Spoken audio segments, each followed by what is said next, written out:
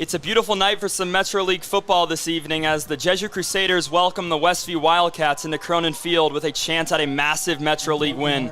Hello and welcome, everyone. Alongside longtime friend Mr. Arndorfer, my name is Kenny Dice. Happy to be with all of you this evening, and it's homecoming weekend. Happy homecoming, Mr. Arndorfer. Kenny, it could not be a better night here at Cronin Field. I mean, it is perfect for those of you that are watching tonight.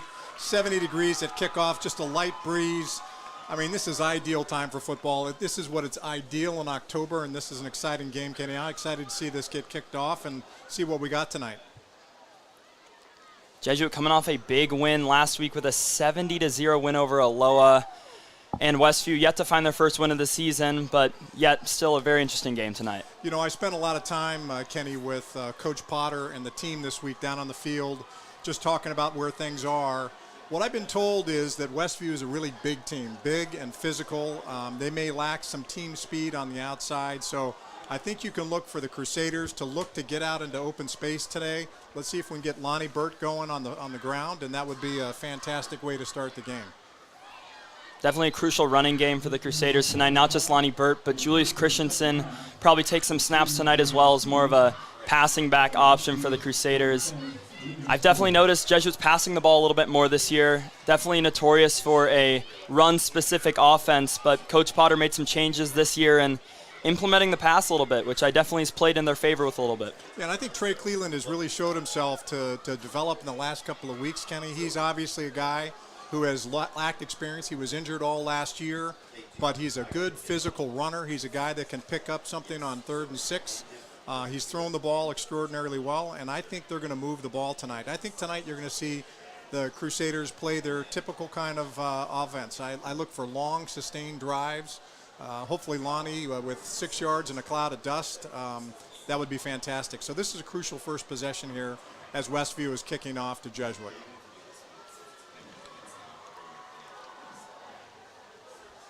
Yeah, you mentioned Trainer Cleland. One of the biggest stories coming out of this year, longtime starting quarterback Jacob Hutchinson has started to take some reps at wide receiver.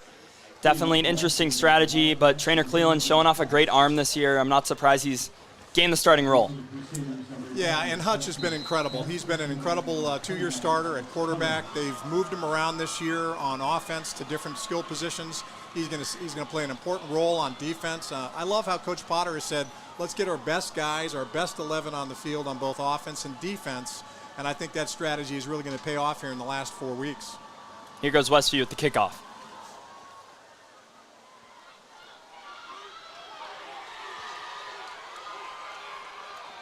Jesuit able to find some room, gets it up to roughly the 27-yard line, and here comes Trainer Cleland and his offense. Yeah, this is exciting. The offensive line is starting to gel. We had a good showing last week with Aloha. I think this team is showing a lot of confidence. Obviously, the franchise is who we've relied on through the years, Kenny, and I think you're going to see a lot of this in the next several weeks, especially with October, a little bit more rain and colder weather.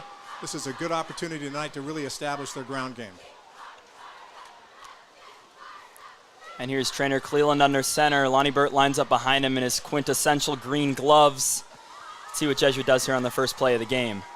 Toss to Lonnie Burt to the left. Cuts inside. Nice little gain of 3 there for Burt. Yeah, good start. Running over Liam Cassidy, their outstanding left tackle. I think you're going to see a lot of that tonight. You're going to see Lonnie left, Lonnie right, and that's a great way to get this offense going.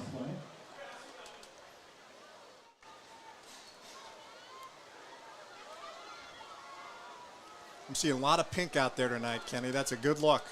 Yeah, Coach Potter gave in and let his players put the pink on tonight. Lonnie Burt once again on an option. Takes it to the right. Able to pick up a few. Scrum in the middle. Looks about 2 yards there for Burt. And you can see what Coach Potter was talking about. There's some big physical defensive linemen. I think this is as big a defensive line as we've seen this year for Westview. But I think the question is if they can get to the next level, past the defensive linemen, get into the secondary, past the linebackers, there should be a bit of running room out there, Kenny, going forward.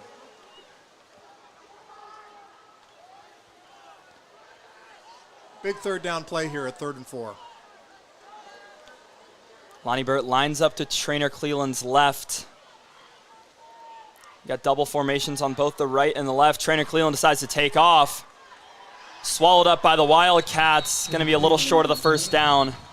Looks going to be a 3-and-out for the Crusaders. That's a good start for the Wildcats. I mean, a 3-and-out is really going to help build their confidence. They've had a tough year so far, Kenny, at 0-5. They have not been as competitive as they would like, so they always get sky high for the Jesuit Crusaders, so that's a good start for Westview. Yeah, Westview has a new coach this year coming over from Franklin, his first year as head coach here, and definitely switching over the team spirit a little bit. Definitely not the start he was looking for as his first year at Westview, but definitely the team camaraderie is definitely where it needs to be. Here we go, Kenny. This is kind of an interesting move here on 4th and 2. 4th and right 2. Out of the gates. Lonnie Bird on the right gets the ball, and Lonnie punches through for the first down. That's an impressive play call. A lot of confidence that Coach Potter just showed in his offensive line. Coached for years by John Andreas, who's done a phenomenal job. I think Coach Andreas is making the play calls today, and I love that confidence. 4th and 2 is a great call, and my guess is this could unleash this offense here for the rest of the series.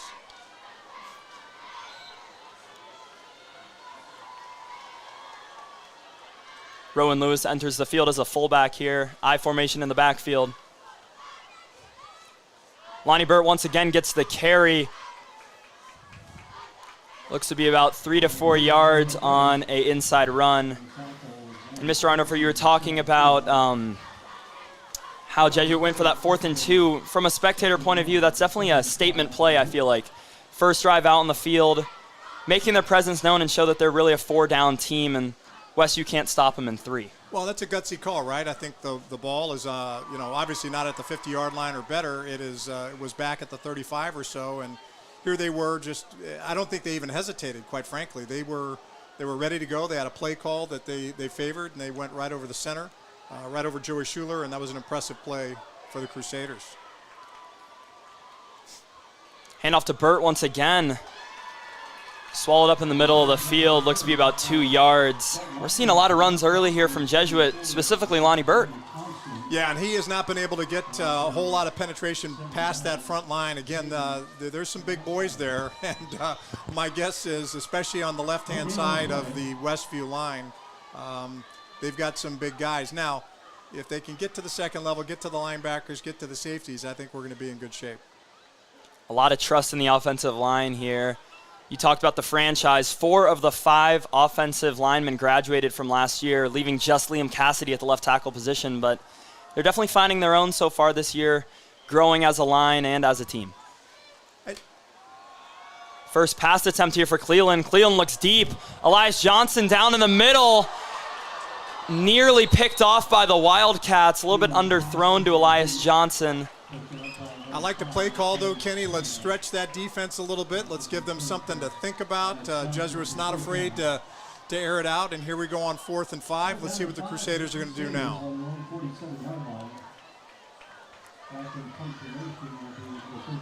Looks like here comes Caden Butcher, the punter for Jesuit, coming out. You know, Caden's got a leg. He's just outstanding. We've had a lot of good kickers and punters through the years. We haven't had to punt a whole lot through the years, Kenny, but Caden is outstanding. You know, if the game is on the line with a field goal, I have complete confidence that he could nail something from 45 yards in. Yeah, I saw him warming up kicking 50-yard field goals, so he's definitely got some muscle on that leg. He's got a boot. Let's see if he can pin the Wildcats back here. Gonna let it bounce. Unlucky bounce there, able to field at roughly the 21-yard line. Nice spiral punt, though, against the wind, and here come the Crusaders. Let's see what their defense is all about. Coach Burton has been dealing with a lot of injuries. You know, we've lost a couple of good defenders in Jace Burton and Grant Valley. We've got a lot of young guys up there, but I'm going to be excited to see how they defend Westview today, Kenny. Yeah, you talked about the injuries. I think one of the unseen things Jesuit really has to step up on is their depth. I think we have a lot of multi-sport athletes, a lot of guys that are just really quick, and whether that's Kainoa Santiago or you said Elias Johnson, we just have a really deep core at the defensive back position. So even though people are out with those injuries, I'm not concerned. We've done an excellent job utilizing our JV team as a kind of a swing hybrid group of players. You'll see some of those young sophomores tonight, I believe, getting some playing time. Early run for the Wildcats, swallowed up by the Jesuit defensive line. Taking him back maybe a yard with forward progress. That looks to be Liam Cassidy on the tackle. You don't want to run into Liam Cassidy. He's a lovable guy in the hallways of J-High, but, at probably 6'7", 300, you don't want to run into him when you're a ball carrier, that's for sure.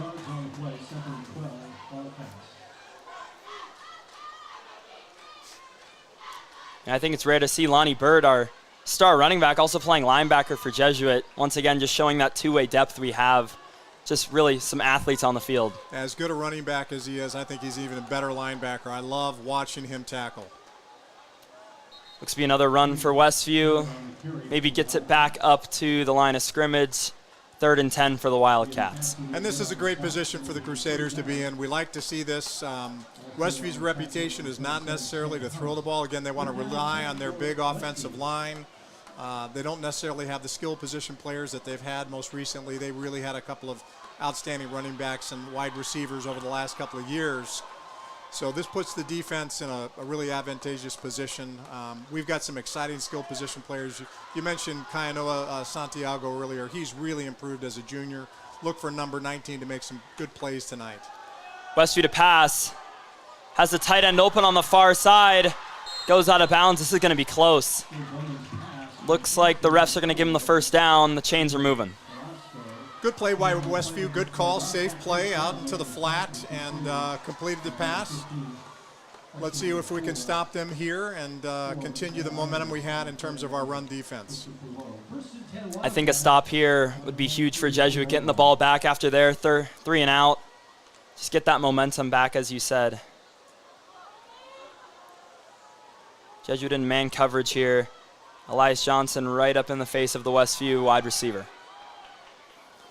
A little bit overthrown there from the quarterback.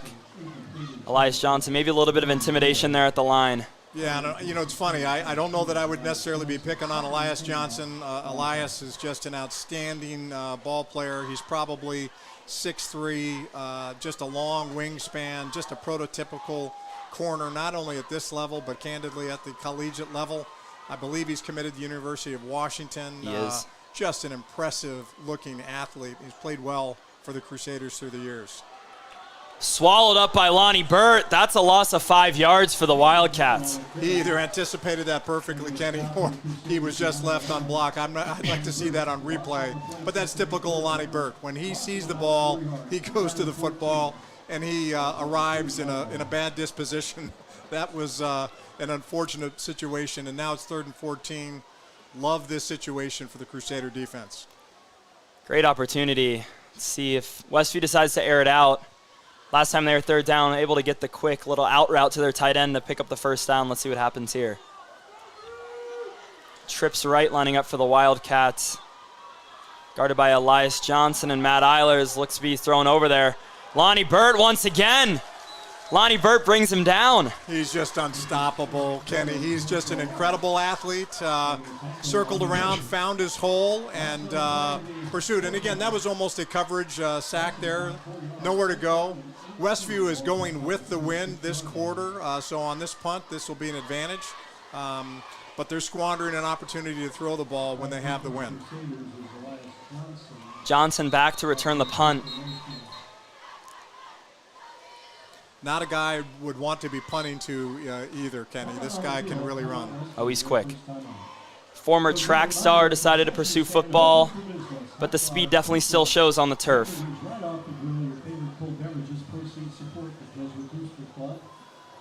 So I think we're going to settle in here, Kenny. I mean, I think both teams offensively were a little conservative in their first series.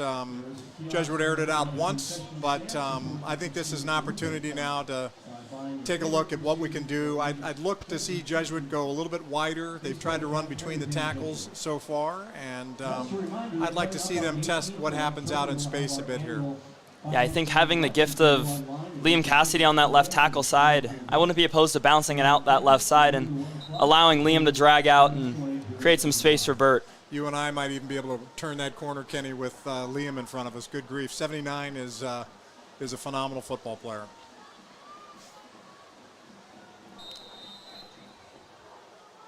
Westview's going for it on. This is fascinating. From their own 26. 4th and 19, 4th and a mile. Well, here we go. We're going to. And they jumped. Well, it looked like they were going to go into a pooch punt. My guess is they were trying to draw the Crusaders off size, and instead they had a false start. It looked to me like they were going to pooch punt that. Try and get some extra yardage from a Crusader jumping, but there's the discipline showing early.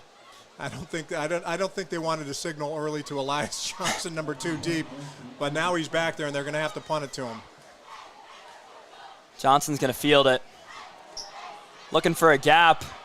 Sees some field room. Johnson able to get through the Wildcats, and Elias Johnson's going to cross the end zone.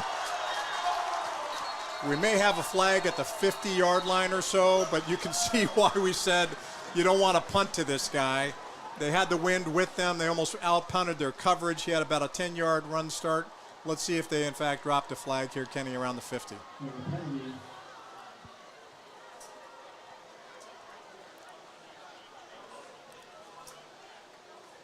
Going to be an interesting call.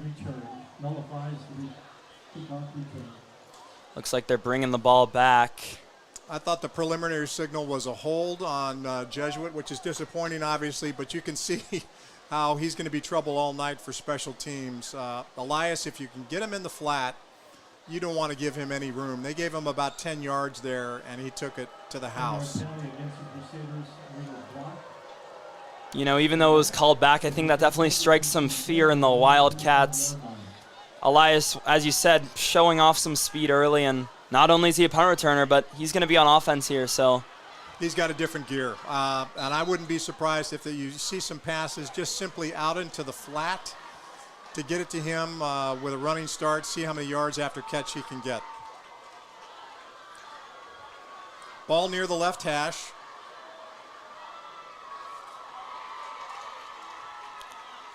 Lonnie Burt to the left of Trainer Cleland. Burt able to get the handoff. Doesn't look to be a gain of anything.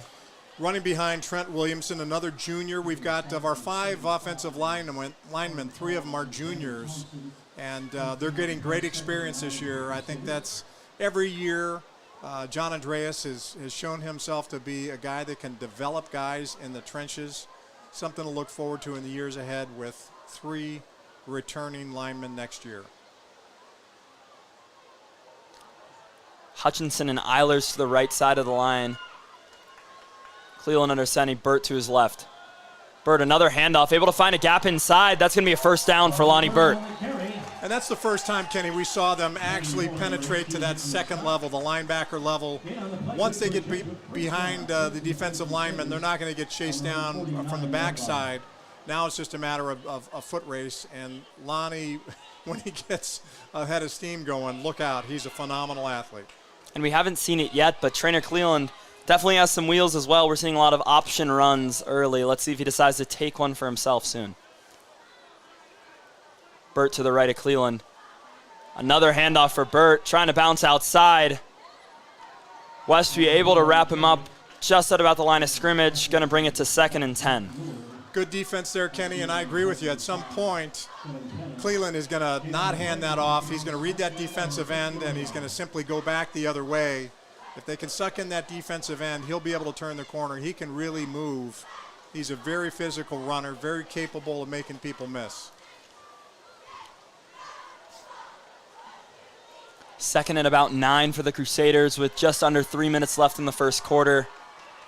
A lot of Lonnie Burt thus far. See if he gets it again. Quick little bubble pass.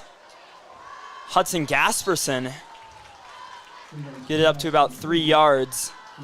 And as you know, he's only a sophomore. He's an exciting player. He's also a good kicker. One of these guys is simply a pure athlete, getting some great playing time here in his sophomore year. And that kicking definitely comes from his soccer experience as well.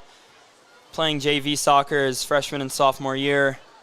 And just another 2-sport athlete, Mr. Arndorfer, that's always on the field for the Crusaders. Well, and that's so great. We see such cooperation between the sports here. As you know, Kenny, it's incredible. The coaches cooperate. They want multi-sport athletes. They don't want guys focused or women focused on one sport. Great cooperation and collaboration between the coaches. Cleveland drops back to throw. Sees Eilers a little bit overthrown, and that's almost a pick for Westview. Yeah, it didn't look like Cleland and either Eilers, or I wasn't sure if that was Elias Johnson they were looking for out there. A little bit of a miscommunication, a misread, and it looks like Caden Butcher is into punt again. Another opportunity to pin the Wildcats back of the 30-yard line. Good punt the first time for Butcher, putting him right at the 22-yard line, but let's see what Butch has in the leg here. Great punt. Little spiral in the air. It's going to bounce. See if Jesuit can get on top of that. Great punt for Caden Butcher. Just an outstanding punt, Kenny. About 45 yards. They were right on about the 49-yard line. Anytime you can get it down to the 10, we're happy about it, but certainly down to the 5, even better. This puts our defense into a great position. And we've only seen 3 drives, but definitely a defensive game thus far.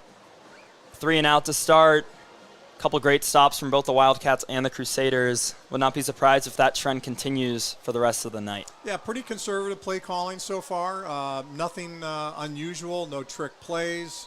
I think as the game wears on, we'll see a few things. Each team always has something prepared. In watching the Crusaders this week, I always know they have a couple of things up their sleeves that they think they might be able to use opportunistically at some point in the game.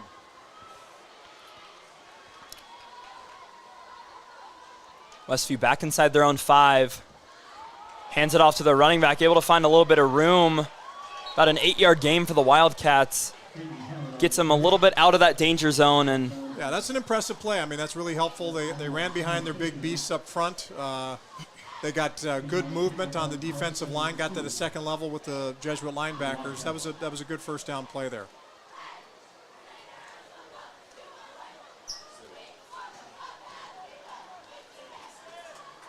Second and about 2 for the Wildcats. Another handoff. Able to find a gap. And Westview brings it up to about the 35-yard line there. Yeah, he really wasn't touched for the first 4 or 5 yards there. Really nice blocking on the left side, probably the left guard and the left tackle combining for a gaping hole. Really a nice job getting out of a tough spot down on the 5-yard line. Now out to the 33. Yeah, we saw a big run commit there from Jesuit, bringing a lot of people on the line and not a lot of linebackers or safeties back deep, and that it really costed them there. Getting through that initial line opened up some room for the Wildcats. Looks like they're gaining some confidence on the ground here. Let's see if the Crusaders can get back and stuff a couple here. Good little gain of 2 there for Westview.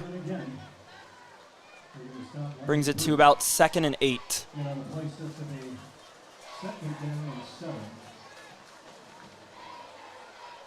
Kenny, were you able to watch the Crusaders last week against Aloha? Obviously, it was a little bit of a mismatch, but if so, what did you see, and what encouraged you with that game? Yeah, I wasn't there, but I watched the live stream, and it was all Lonnie Burt, really. 4 touchdowns for him. Able to really show that season form he's been looking for that he couldn't really find these first 3 games for the Crusaders, and it's definitely impressive. Not just him. We had Julius Christensen making an impact, and, you know, I talked about the pass plays, but all they needed really was the run. We're now going to kick it down to our sideline reporter.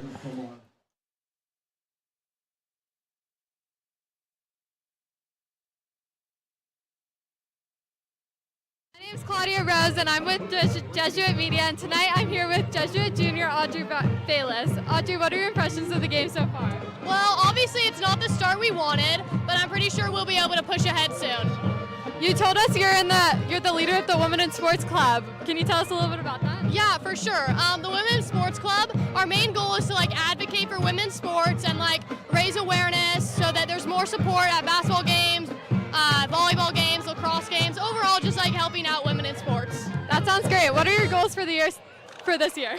Well, definitely just get more people to the club. We definitely had a good amount last year, but just raise attendance, maybe bring some snacks to the meetings, make more people want to come, have some guest speakers, but overall just raise awareness for women's sports is really the goal. That sounds great. Back to you guys in the booth. All right, and we're back. Start of the second quarter. Westview looking at a 3rd and 6.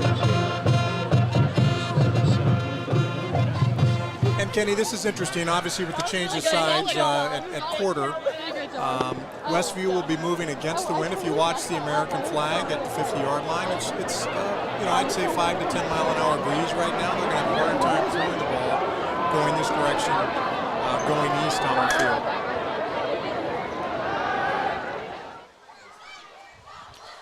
A little break up there from the cornerback, but a flag is thrown.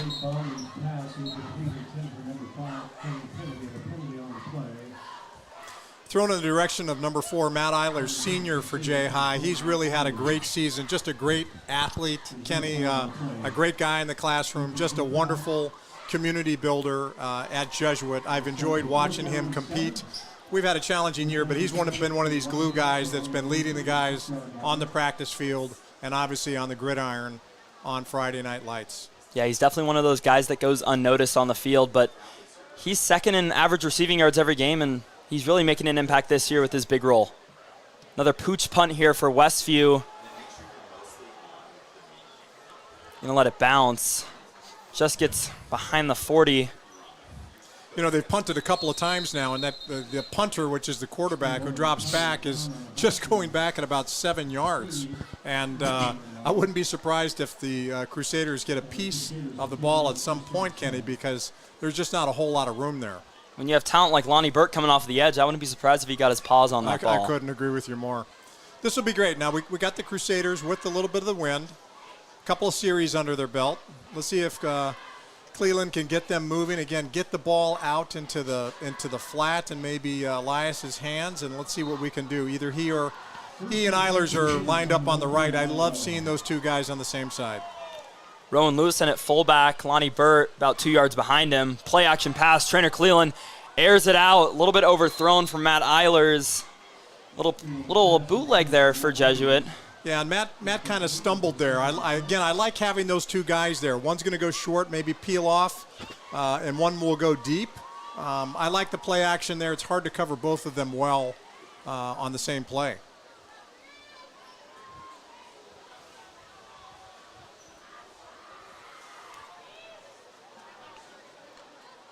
I like that aggressive play calling there, though, Kenny. Typically, Jesuit's going to run the ball on 1st and 10, and they made an aggressive play out in the flat. Let's see what the coaches are thinking now. Similar formation here, 2nd and 10, hands it off to Lonnie Burt. Able to pick up about 4, leads it to a 3rd and 6 for the Crusaders. It's nice to have a back like that can just churn them out. Yeah, and we mentioned it before, but injuries really haunting Jesuit this week. Star wide receiver Jace Burton's out. We're not going to see Grant Valley for a little bit either, another great wide receiver, defensive back, but another stepped-up role for Matt Eilers. We're going to see a lot more of people like Kainoa Santiago, and we'll see how Jesuit adapts in these next coming weeks. Burt's going to get the handoff, absorb some contact, but only 2 yards short of the first down. It's going to bring it up to a 4th and 2. Let's see Coach Andreas with a choice here on, they're saying 4th and 5. It looks to me maybe it's 4th and 3 or so.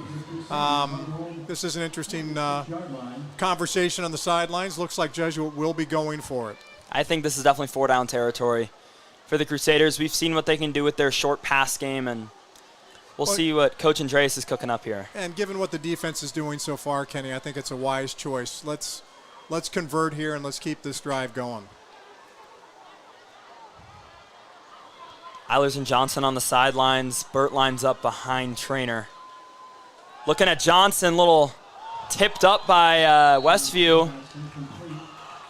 Unable to get it to Elias Johnson, a little bit short. And he had a step on him, Kenny. I like that call. I like the thought about what was open. Elias did have a step on the inside, and it was simply a good defensive play. Yeah, number 70 for Westview, Sakoa Kurkowski, averaging a sack per game, and I think he got his paw on that there. Lining up on that left defensive end. We're going to see a lot of his name tonight.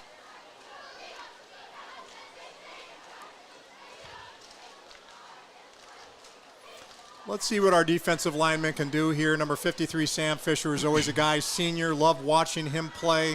Probably 6'5", 250, 260. Wouldn't want to run in his direction. He's probably at the left tackle position right now. And probably in on that tackle right there, Kenny. Just a great defender. You got to deal with a lot of size there and a lot of mobility with a guy like number 53. I think Coming from a Jesuit student perspective, he's probably the tallest kid walking the Jesuit halls. He's a big man. He's a big man, and I know Coach Potter's thrilled to have him out here. Coach Burton, great to have him on the defensive line.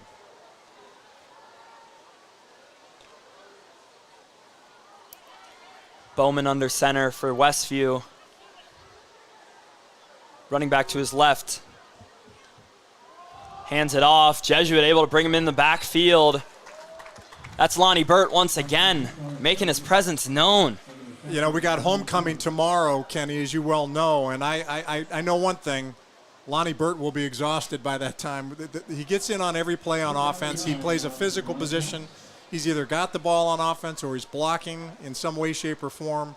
On defense as a linebacker, he is just a terror out there. We've already seen him make multiple tackles and multiple hurries on the quarterback. Really love to watch him play football. Bowman dropping back to pass. We'll see if they call that completed. They didn't. It hit the turf before the hands. That's going to bring it to 4th down and 9 for the Wildcats. And this is another situation. Let's see if they get into that, that funky little halfway position there. They're going to try to draw the Crusaders off sides, maybe pick up 5 yards, so it's 4th and 4. And if not, they're going to punt. Look at that. Right now he's only 8 yards off the line of scrimmage. Definitely not a conventional way for special teams. It looked like it got a little bit of hand on it there from Jesuit. Goes out of bounds at about the 30-yard line. Jesuit's going to have some room to breathe. A short punt there. If I'm doing the math right, it was probably around a 16-yard punt. Great field position for the Crusaders. Let's get a sustained drive here. I'd love to see Mr. Burt left, Mr. Burt right, and just churn off the tackles here and see if we can gain some yards.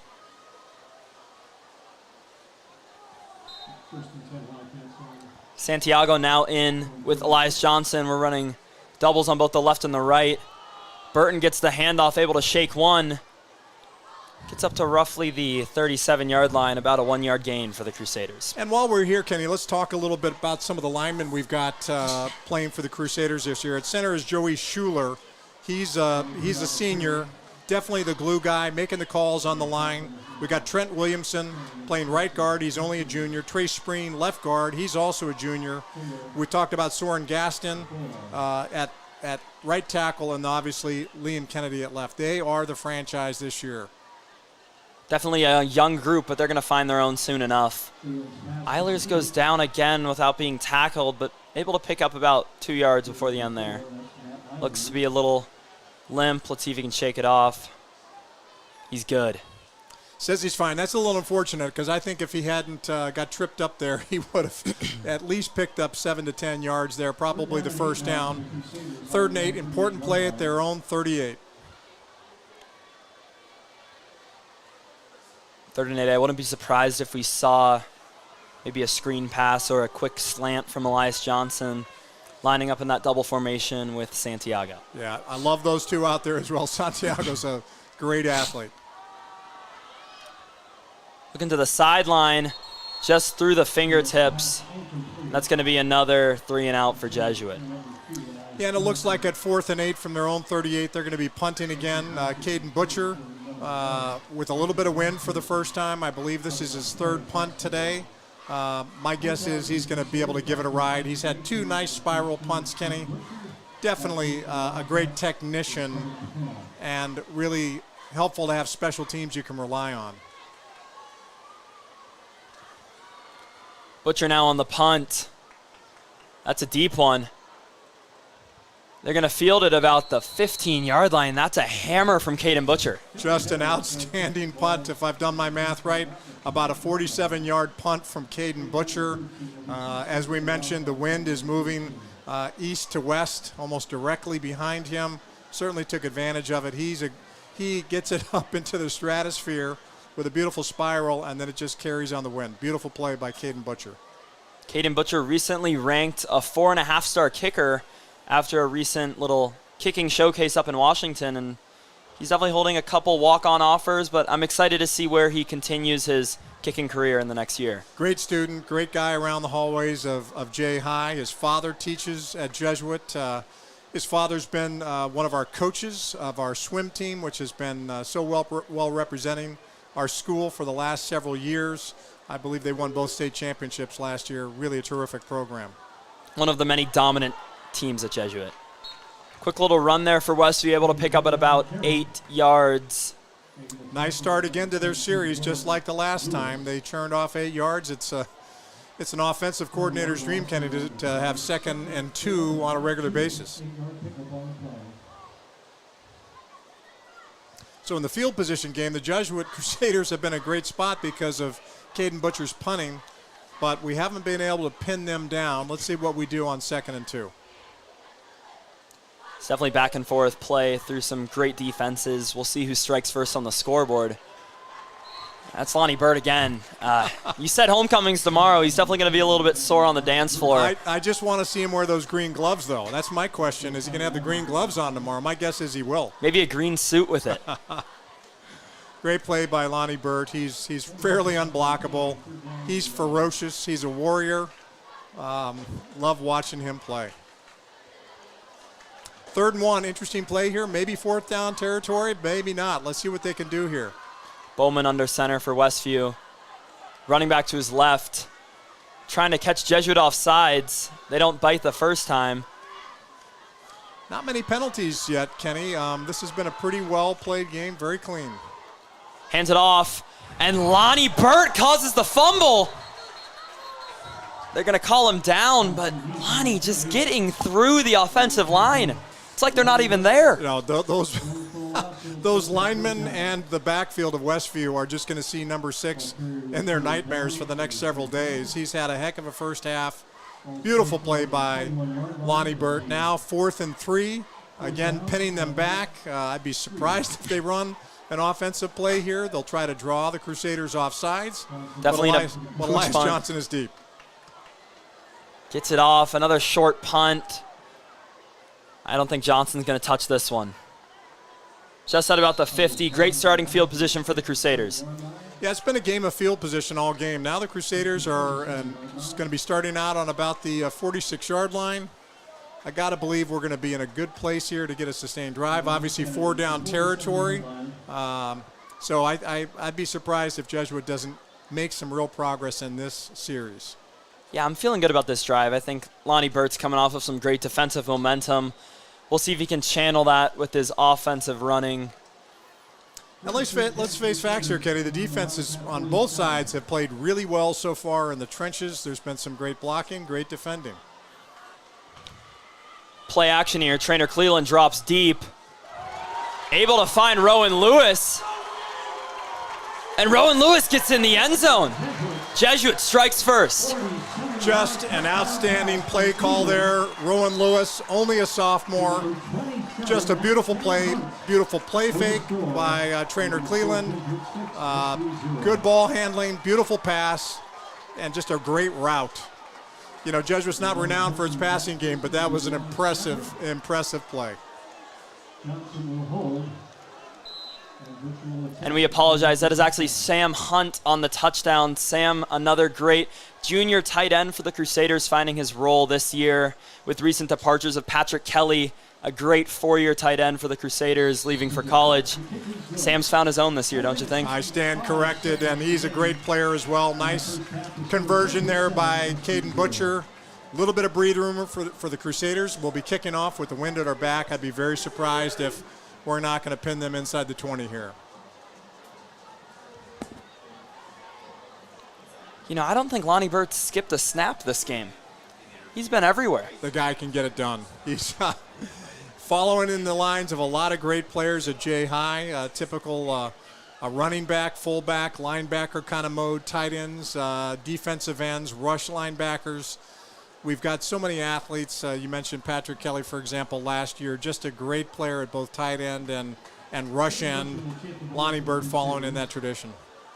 Yeah, I wouldn't be surprised if some of that gold on his helmet starting to chip off. Really leads with his head, makes his presence known, showing why he's a power back. There's no question. Speaking of gold helmets, Kenny, I know you're a Notre Dame fan. They play Louisville, undefeated Louisville tomorrow at Louisville. Any game predictions? I think it's going to be tight. I think Louisville's a great team. But I think Notre Dame's going to squeak it out after a close win against Duke. I think they got some reputation on their mind of showing why they should be in this college football playoff at the end of the year, and I think they're going to come out hot with a run game, and we'll see how Louisville can counter that. Here comes Jesuit on the kickoff. Butcher, a short kick. It's going to bounce into the end zone. Touchback for the Wildcats. That's one of those wobbly kicks that, as a returner, you want no part of, and you're thankful that it keeps momentum going through the end zone. Nice kick, unreturnable kick by Caden Butcher. I would say that's one of Caden's specialties.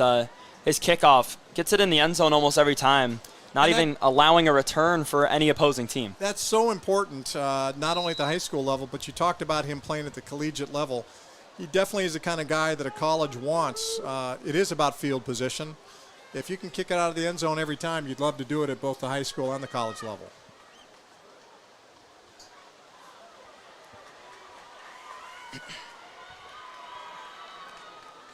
Bowman passing under center. Great little deflection there from Elias Johnson. Able to get over his shoulders there and knock that ball out of Westview's hands. And this has been what we thought from a scouting report standpoint, Kenny, in terms of Westview throwing the ball. They've not made any deep attempts. There doesn't seem to be a whole lot of separation. They'll throw out to the flats. They'll throw some slants over the middle, but I don't think there's a real threat to go deep thus far. And certainly going against the wind, I'd be surprised if you see any of that. Run here for Westview. Able to pick up about 5 with forward progress.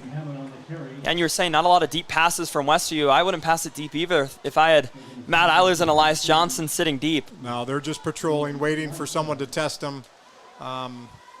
This is an interesting situation at 3rd and 4. Again, I would think they're going to keep it on the ground, but let's see what they do.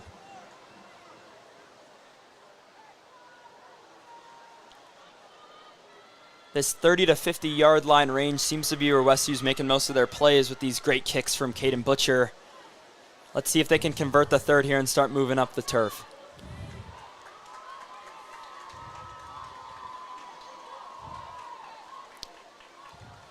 Third and about 4.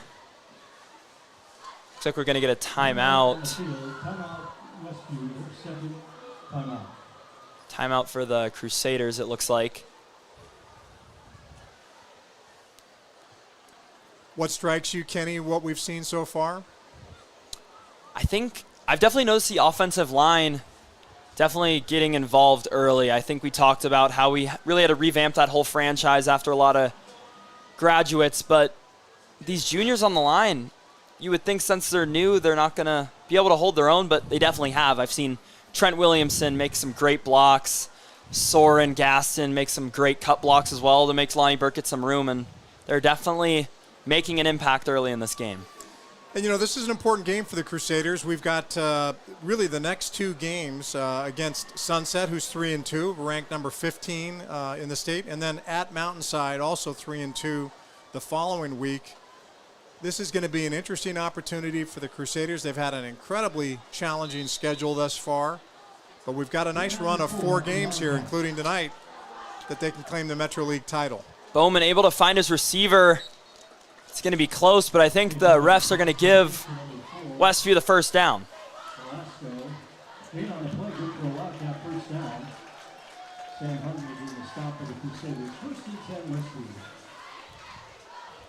About 3.5 minutes left in the second quarter. Jesuit leads 7-0. And the Wildcats recently converted first down. We'll see how they come out in this new set of downs.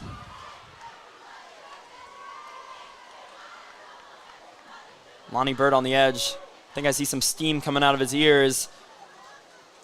Quarterback decides to keep it, brought down by the Jesuit secondary. Great discipline. I believe that was Rowan Lewis on that tackle. That was just a terrific job. There was a ball fake. It looked like the play would go to the right, but the defense simply held their lanes and simply couldn't turn the corner. Great job by the Crusaders. Only about a gain of 2 there for the Wildcats. Lonnie Bird at right end for Jesuit. Able to get in there early. Let's see if he can make an impact on this play. Bowman under center, hands it off to his running back. Swallowed up by the lineman. Just not a lot of threat to throw the ball at any depth. So I think you're going to see the defense really compacting and getting more aggressive. The front seven closing a little bit more, making it more difficult to get these runs off. I think both teams are utilizing their run game early.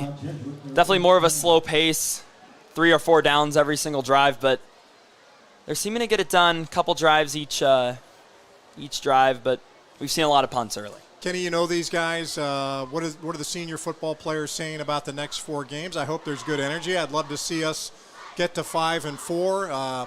I bet we would end up in probably the top 13 of the state seeding, and then anything can happen in the state playoffs. I don't think anyone wants to play a 5-4 Jesuit team in the playoffs.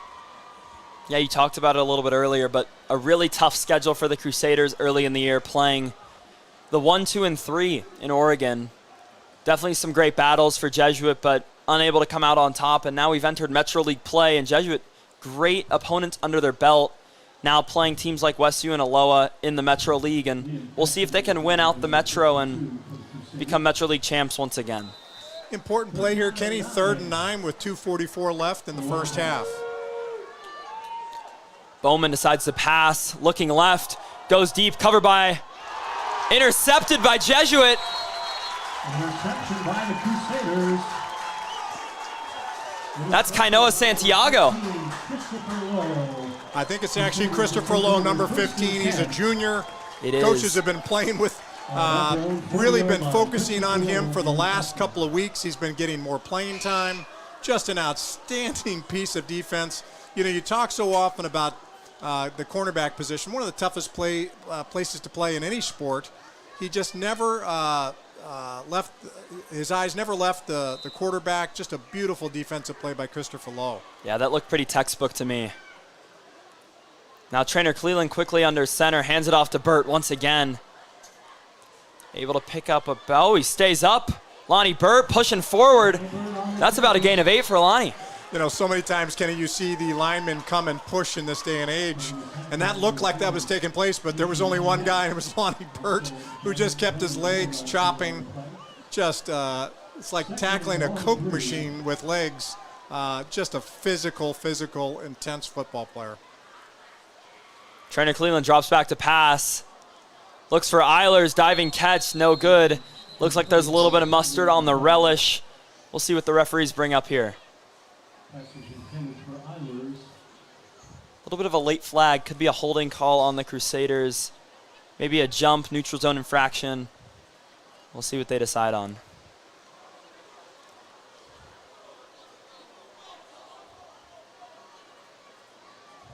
Legal substitution. Illegal substitution. It's going to give the Crusaders a little bit of yardage. Yet to hear the final call. Refs talking it over.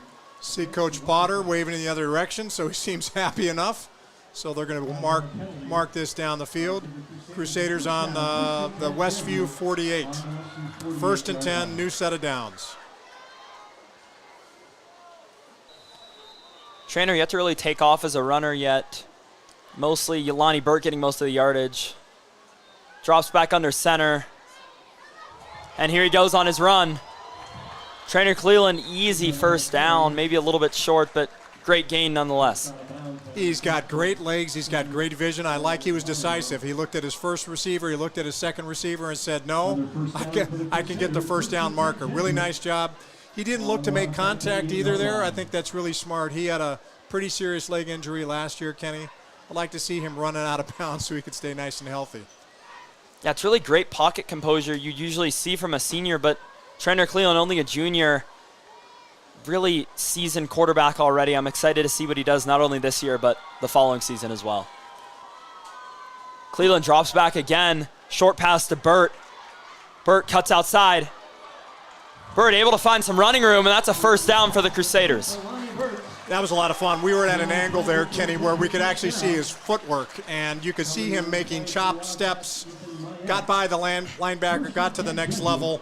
you do not want to meet him as a defensive back somewhere 10, 15 yards down the field. Really nice play. Good pass by trainer Cleland. Like what they're doing here, mixing things up and utilizing the clock with 1:48, 1st and 10 on the 24. You'd think someone that measures in at 6'1", 215 wouldn't have those quick legs that Lonnie does, but he's proven me wrong and probably a lot of other people watching this game as well. He can move north-south. He can move east-west. Just a great athlete. Triple wide receivers on the right side. Trainer Cleveland pump fakes, screen pass. Julius Christensen looking for some room, and that brings us right up to the goal line. First down for Jesuit. Just a beautiful play call. I love that play call. There was all sorts of running room. They haven't run that yet. Christensen made a nice job, found a lot of space. You know, Jesuit's known for running the ball, but that was a really safe, it's almost like a handoff making a play like that. Not a lot of risk. 1st and goal from the 4. We've seen that screen pass a lot this year, and every time they throw it, it seems to work. Bring all those linemen downfield, including Liam Cassidy, who is surprisingly pretty fast, able to get down those lines quickly and make a lead block for Julius. My guess is you'll see the franchise get their number called here. Let's see if we can move the ball on the ground. And we'll see if they decide to punch it here. Bringing in Rowan Lewis at the fullback position. Another blocker for Jesuit. Hands it off to Burt. Burt able to get through untouched for the Crusaders. Jesuit able to expand their lead to 13 with an extra point on the way. That was an impressive series. Most of it done through the air, Kenny. You saw Jesuit. Why they like Cleveland there, throwing the football, running the football. And now we've got a great opportunity to take a 14-point lead and all the momentum before half. Yeah, 54 seconds before halftime. I think that's a big confidence booster for Jesuit. Going to enter into the locker rooms with a little bit of momentum and optimism coming into the second half of this game. Butcher able to get it through the uprights with ease, moving Jesuit 14-0. 54 seconds on the clock. Do you think we'll see a final push from Westview here? Also a tip of the hat there, number 8, Wyatt Williamson, only a junior, was holding. You know, to get a kick to get through, even an extra point, they look very easy. Sometimes we take it for granted. Requires great blocking, requires a great snap, a nice hold, and then obviously the kick is what comes next. Great opportunity again. Caden's going to kick it off with the wind. My guess is he'll be able to drive it deep again and put the Wildcats hopefully in another hole. You know, I don't know a lot about kick holding, but I do know you always got to get those laces out. And I think when you watch close enough, you see Wyatt Williamson always seems to get those laces out for Caden to get a perfect piece of contact on that football. It's an art form. Those kickers love their holders, love their snappers. It requires a lot of work. I've been down on the field, Kenny, I would say for about 12 practices this year, and have really enjoyed watching Caden work on his game, both punting and kicking. He's a real technician, takes his kicking very seriously, and obviously he's extraordinary at what he does. And not to mention he's always the first guy on the field before games, and usually the last one off. He's really just great mentality as a kicker and always improving his craft. And yet again, another touchback.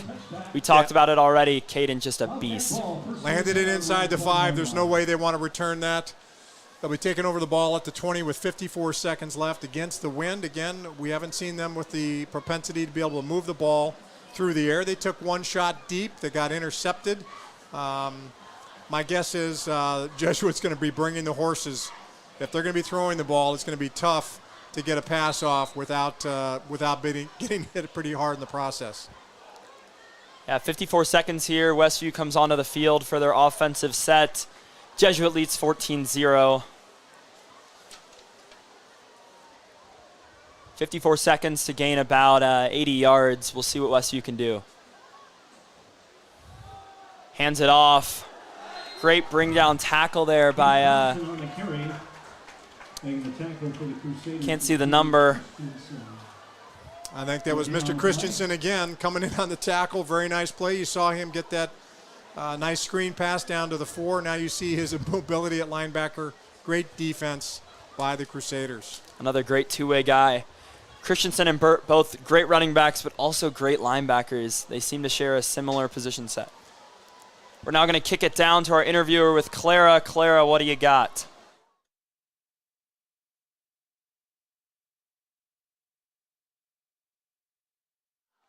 Excuse me, we're going to get that at halftime. Right back into play here. Westview able to run it up the gut, but brought down by the Jesuit defense. Christensen again on that tackle. You know what? I love watching him play. He's not a really big guy, Kenny, but he's just wiry, strong, quick, anticipates where the ball is going, and he arrives very, very quickly. He's made some great defensive plays.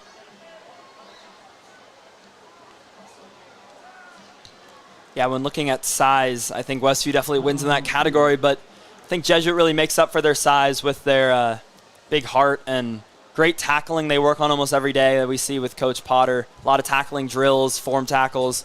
So I think their size makes up for that perfection when it comes to wrapping up the hips. You know, a name we haven't called on offense or defense yet today, even though he's been out there most of the time, is Jacob Hutchinson. I just want to call him out. Jesuit senior, number 7. Looks like he's playing safety right now. He hasn't been tested on defense, hasn't got the ball on offense. But this guy is the ultimate team player. He can play a lot of different positions. He could be a linebacker. He can be I bet he could play cornerback. He could certainly be a stand-up defensive end, a rush linebacker. Obviously quarterback, wide receiver, just a great athlete. Handoff once again for Westview. Wildcats able to find a little bit of room. Runs out of bounds at roughly the 43-yard line just at halftime. And now we're going to kick it down to our halftime interview with Clara. Clara, what do you have for us?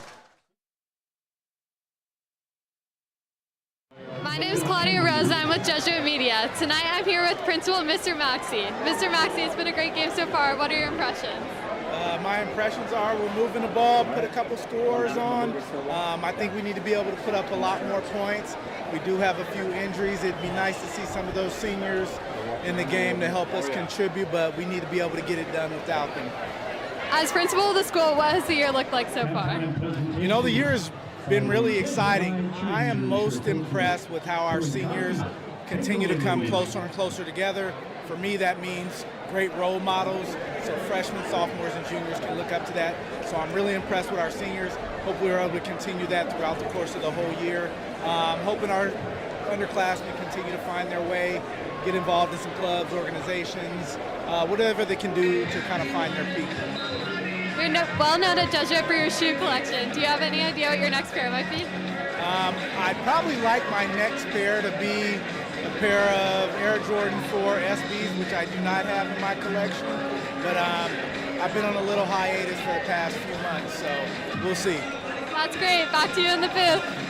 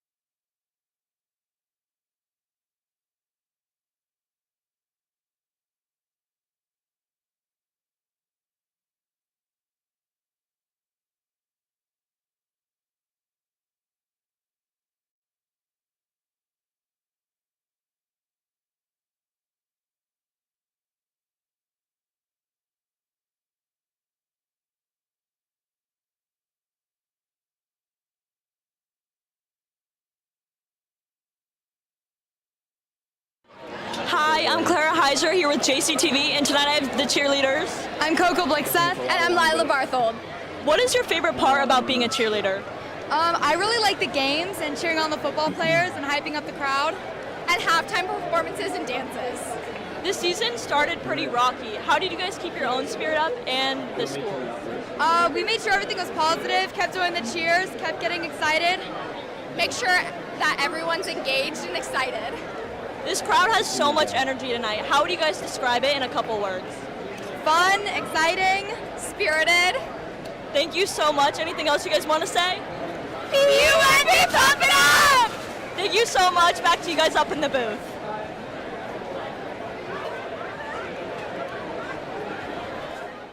And we're back for the second half of a great Metro League matchup between the Jesuit Crusaders and the Westview Wildcats. Mr. Arndorfer, Jesuit able to pull away 14-0 before the first half end. What did you see from the Crusaders that allowed them to propel that lead? You know, Kenny, the first quarter was not all that exciting. The teams were settling in, a little bit conservative play calling, certainly good defense by both Westview and Jesuit. But things opened up in the second half there. It was a game of field position early on. Nice punting, nice kicking by Caden Butcher. That always matters, special teams. But I think you saw Jesuit get the offensive line rolling. You saw some nice runs. And then we saw Trainer Cleland connecting on some very nice passes. I think they've got Westview on their heels a bit here. Westview will receive the ball in the second half. But I tell you what, Jesuit's been moving the ball here. There's got to be a lot of confidence. 14-0. I look to see Jesuit continue this momentum on offense and defense. And we got to call out the first half for what it was. It was the Lonnie Burt show, number 6. Just a lot of fun to watch him on offense, set the tempo, and on defense, he's just been a relentless warrior. Yeah, Jesuit definitely started off a little bit slow with their run game and slowly started to add a couple bootleg passes in, a couple runs from Trainer Cleland, a couple quick slants to Elias Johnson, really throwing those into the bag of tricks that Potter provides. And I think it's going to be an interesting second half. Westview coming in, chip on their shoulder. We'll see what they can do down 2 possessions. And I look for Jesuit to continue with its, pretty conservative handoffs on first and second down. But I love, on 3rd and 2, I'd like to see that play action fake. Certainly Trainer giving an opportunity to turn the corner with play fakes and then toss it down the field. He's shown himself to be very strong in that area. And then still he could run the ball more if he wanted to, Kenny. Very effective with the ball in his hands. Caden Butcher now about to kick off for Jesuit. We saw him nail about a 55-yard field goal before the second half commenced. He's coming in looking hot. Jesuit kicking the ball, going east with the kick against the wind. Again, the wind's probably 5 to 7 miles an hour, just enough to probably take 5 yards, 6 yards off the kick. Westview is lining up on about the 5 or 10 yard line. Kickoff for Butcher, a little bit short of the end zone. This is going to be fielded by the Wildcats. Jesuit able to wrap up at about the 22-yard line. Looked like a conjoined tackle there by about 3 Crusaders able to bring down the kick returner.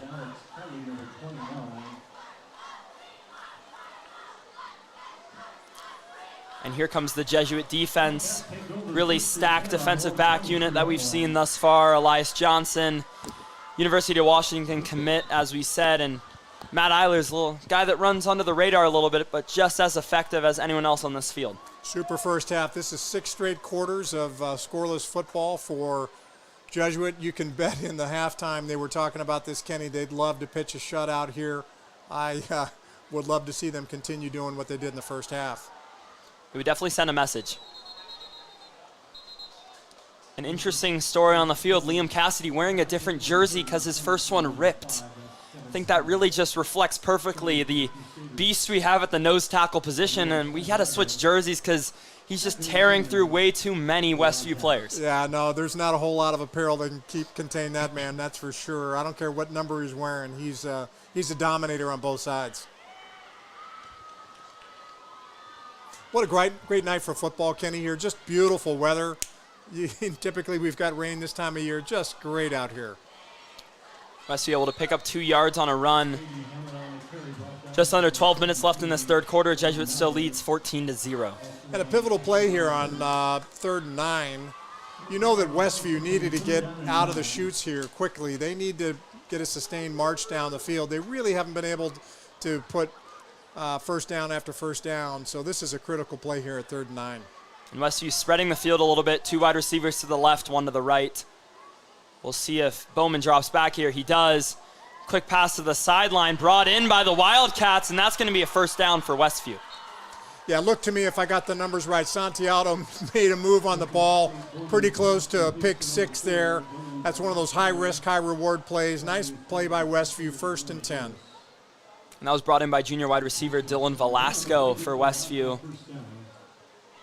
1st and 10, Westview on their own 37.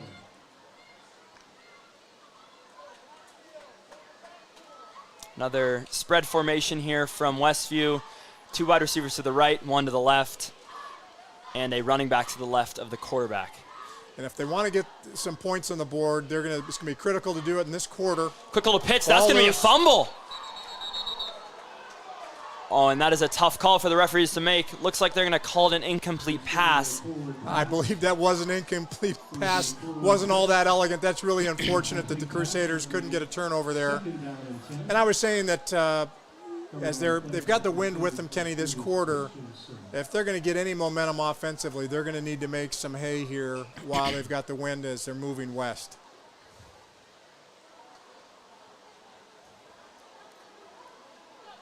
Going back to that call, I mean, it's a tough call to make, that double-handed, underhanded pass. Obviously, Jesuit wasn't a fan of that, but I think at the end of the day, the referees made the right call there. I love a nice shuffle pass, but that underhand thing is not the most elegant. Quick pass there from Bowman, incomplete to the sideline. Jesuit able to cause some pressure near the 40-yard line. Brings it to a 3rd and 10 for the Wildcats. Roman Mallard, another sophomore, number 17. Nice defense there. Even if the pass had been completed, he was there to make the hit. Nice job by the Crusaders. 3rd and 10 on the 37. Bowman drops back, looks to the middle to his tight end. Brought down, number 22. I think that was Rowan Lewis. Another nice play on defense by Lewis on a key 3rd down play. That leaves it at 4th and 7 on about the 40-yard line. Kind of no man's land for Westview. They don't convert here. If they, in fact, go for it, certainly Jesuit's in a great position. Let's see what they do. We'll see if you see the infamous pooch punt. Yeah, it looks like it's going to be another thing. Little drop back. Handled by Elias Johnson. We saw him take one back, but with a flag in the first quarter, we'll see if he can repeat that destiny. Sees a little bit of room. Elias Johnson flag down, but Elias Johnson's going to run towards the end zone. Elias Johnson enters the end zone, but we do have a flag on the play. Couple of flags down there, Kenny. We've got one at about the 50-yard line and one about the 40-yard line. Boy, nice job by Elias. Again, had about a 10-yard head start. You just can't get him the ball on the open field and expect that you're going to bring him down very effectively. Yeah, we talked about it. He's a shifty player. We've seen it all game on defensive and offensive side of the ball. He's just quick, and if you blink, you're going to miss him. My guess is this is going to go against the Crusaders, but certainly 2 exciting plays by Elias. They're going to have good field position no matter what. Let's see what the referees are going to call here.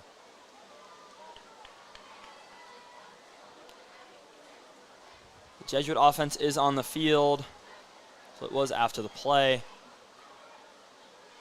Looks like the ball is going to go down at about the 50-yard line.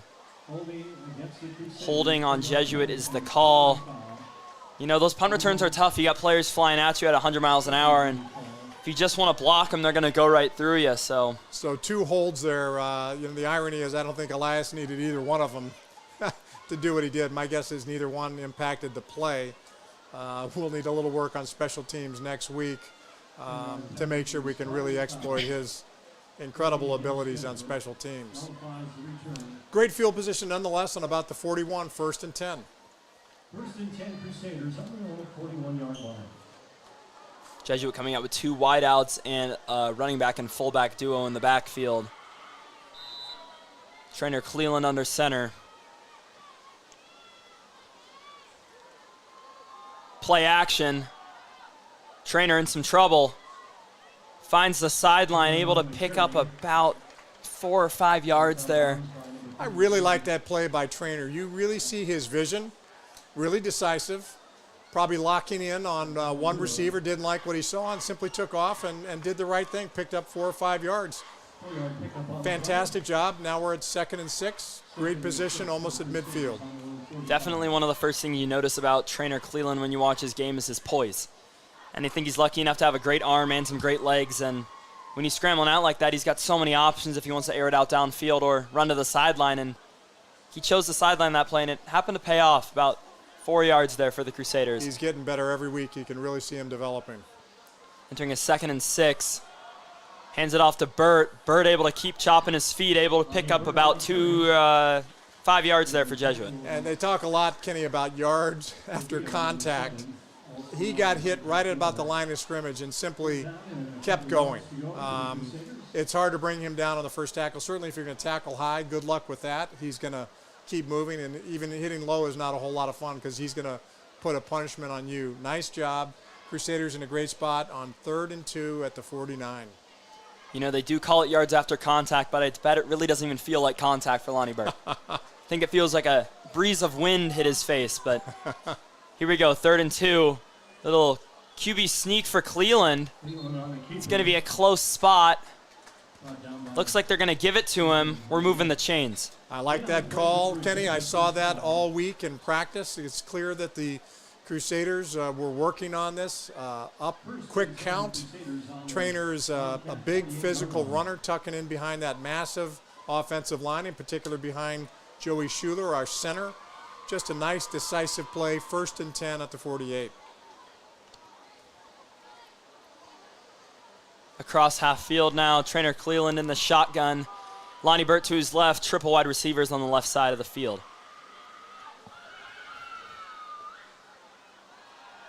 Trainer now airing it out right through Hutchinson's hands, incompletion. 2nd and 10 now for the Crusaders. Nice pass. Jacob wasn't able to haul that in. My guess is if they do that again, and I think we'll see that play again because he's wide open, that's certainly something Hutch would take and get for at least a 1st down. Nice pass by Trainer Cleland.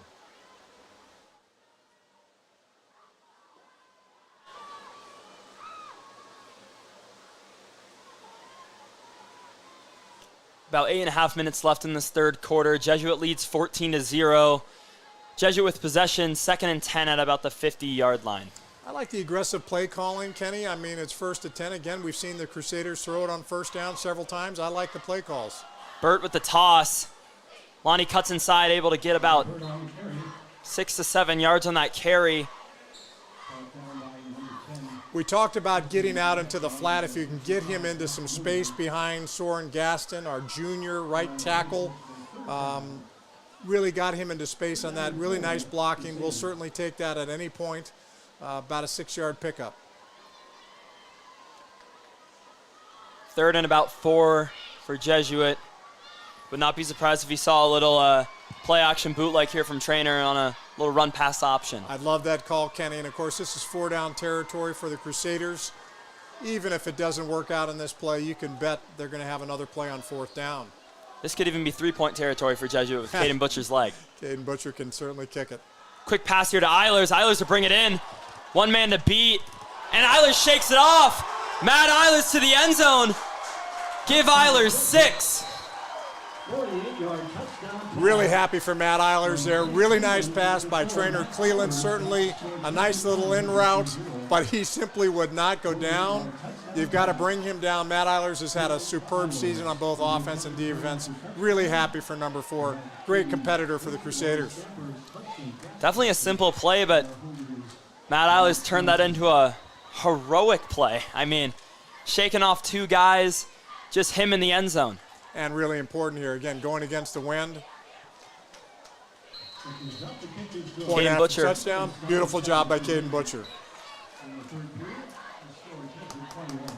A lot of breathing room now, Kenny, at 21-0. This is kind of what we expected. I thought we'd get here a little bit sooner, candidly, but I think the Crusaders, I believe, have scored on their last several series, and you can certainly see how effective they are with the right play calling. I think that's 3 of the last 4 series they've scored on. Defense is going to have to keep it up.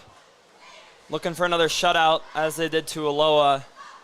Definitely would be a big statement for Jesuit in the Metro League, shutting out 2 of their Metro opponents.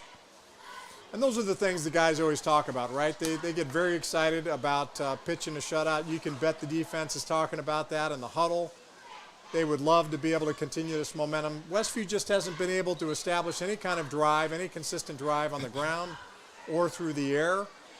Jesuit has had a pass rush throughout the game. Their linebackers have done a great job. And certainly there's been a lot of coverage pressure because the cornerbacks and the safeties have left no room out in the flat. Caden Butcher now teeing the ball up, about ready for kickoff. See if we can find a touchback.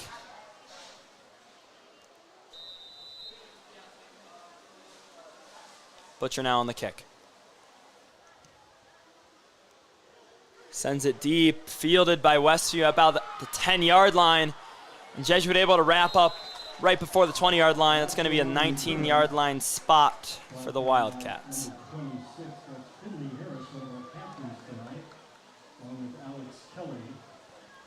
And we talked about Jacob Hutchinson, probably one of the best athletes on the field. He's committed to the University of Denver for lacrosse. Great lacrosse player. Certainly Jesuit has a storied lacrosse program that has been just phenomenal. They've got great players in the freshman, sophomore, junior, and senior classes. They've been formidable last year. They did just a phenomenal job winning the state title, as did our women's team. So love how that has been become a dominant sport at Jesuit over the last decade or so. Pass now for the Wildcats. Able to shake one. It's going to be about a 6-yard gain for Westview off a little bubble screen pass. Pass complete to number 3, Aiden Cox. Covering on the play for the Crusaders from the 19, Noah Santiago. Westview's done a decent job on first down beginning their series. You know, we've seen this several times now, Kenny. They were able to get 6-7 yards on several different plays on 1st and 10. And you like to see that as an offensive coordinator. It gives you a lot of options on 2nd and 2. And the field position definitely hasn't been too kind to them tonight. A bunch of great punts from Caden Butcher. Touchbacks, they've been in the 20, 30-yard line range a lot tonight. And that's a tackle for loss. That's Lonnie Burt. You don't even need to see the number. You just need to see the green gloves. You talk about act like you've been there before. Didn't even celebrate, just absolutely ran him down on the backside. Beautiful anticipation. Way to go to the football. Beautiful play by Lonnie Burt. Yeah, and I'm not even surprised at this point with a TFL for Lonnie Burt. He's just been all over the place tonight. And let's recognize that, you know, a linebacker like Lonnie Burt is only as good as the guys that are up front. The defensive linemen have got to take blockers on. A lot of these guys are taking 2 blockers. That allows him to penetrate and make tackles like that. 3rd and about 4 for Westview. Quick little slant pass broken up. Elias Johnson able to get his hands in there, moving it to a 4th down for Westview. I think I'd pick on a different defensive back other than Elias Johnson. That's there's a whole lot of reach when you've got him defending. 4th and 4, another tough spot for Westview. 4th down and 4. 4th and about 4 here with 7 minutes left in the 3rd quarter. Westview fumbles on the snap, tries to get a punt off. Goes out of bounds pretty quickly, but there is a flag down on the play.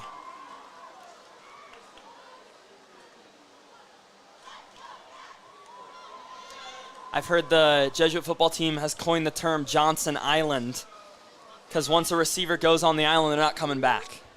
I think Elias Johnson, definitely one of the best lockdown DBs in the state, and definitely getting the best matchup of every team. And he's shown why his talent is at that level that it is. I like that comparison to Prime time. Prime was an extraordinary cornerback through the years. Great, one of the greatest punt returners of all time. And I think a lot of people can forget he played Major League Baseball as well. If I recall, he played a NFL game on a Sunday, then I believe he played in a World Series game in October on the same exact day.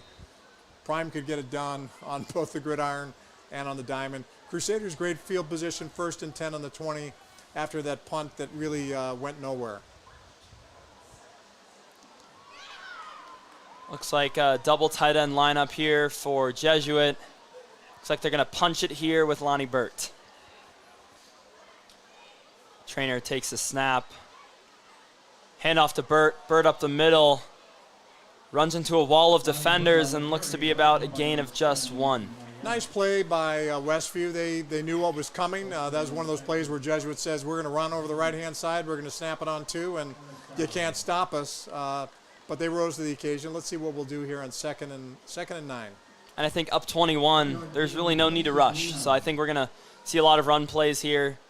For sure with this great field position, there's no need to air the ball out right now and risk a interception. Really nice balance, Kenny, with both the running game and the passing game today. Let's see what they do here. I wouldn't be surprised at all if you see play action and a rollout. Trips receivers in tight. Another handoff to Burt. Burt meets some contact, but still able to pick up about 2, moving to a 3rd and about 8. I got to believe that the defensive line of Westview is wearing down. You know, it's one thing to be frisky in the first half and have plenty of fuel in your tank. It's another thing. You're getting pounded left, right, and center by the franchise. That really wears on you over time. I think those holes are going to start to open up here in what remains in the 3rd quarter and in the 4th.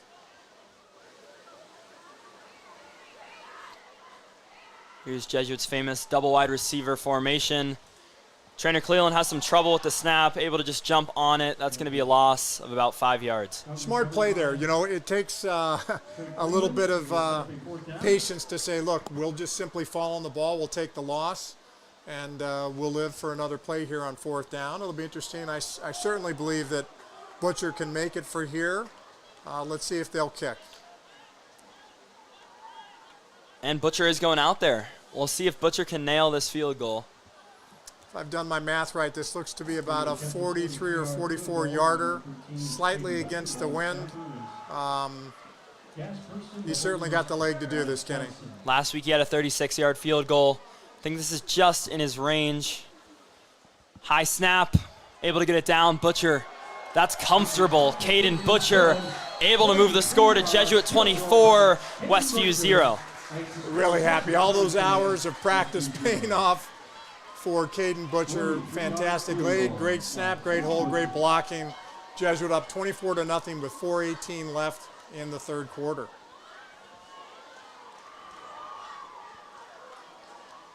You know, those plays seem like they're not that big of a deal, Kenny, but when it comes to playoff football, you're going to have to make a couple of field goals.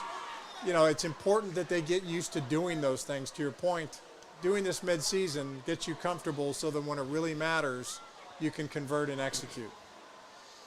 Yeah, my mom says it all the time. Kickers win games, and I think having a kicker like Caden Butcher will definitely come in handy, as you said, in the playoffs. And even in games like this, moving the score from 21 to 24, it might sound like just 3 points, but that's either a 4-possession game or 3 double-point conversions. So we'll see how Westview counters with that field goal.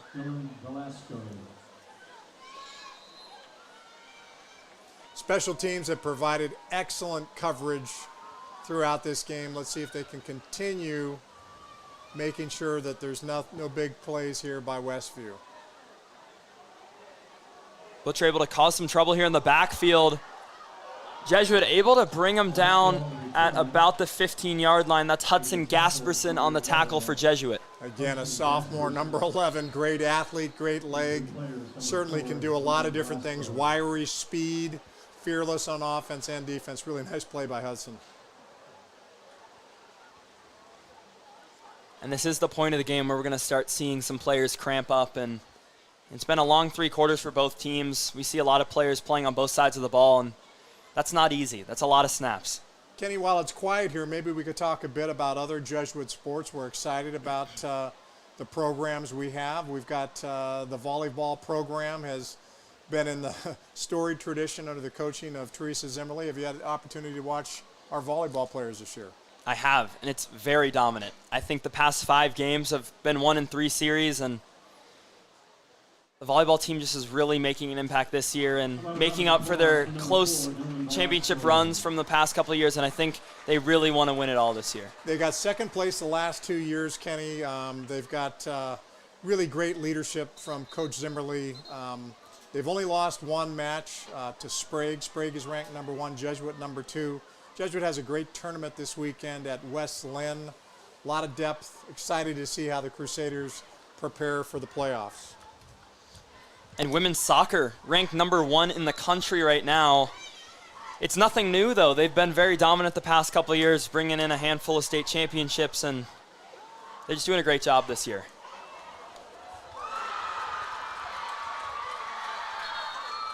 Broken play on defense there. I'm not sure what happened there, Kenny. Nice play by Westview.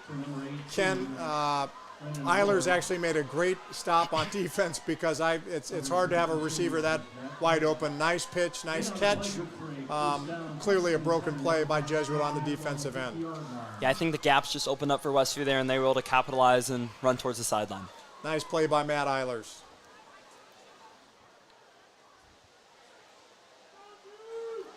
Westview now comes out in a pass. Tries to throw deep. Looks to be a little bit of miscommunication for the Wildcats, and that's going to bring it to 2nd and 10. And as the clock ticks, as the clock winds down in the third quarter, there's a lot of pressure on Westview's offense. They really haven't moved the ball. It's not their forte to pass. It's not what they'd like to do, but they're going to have to get some quick scores here if they're going to bring this to a more competitive game.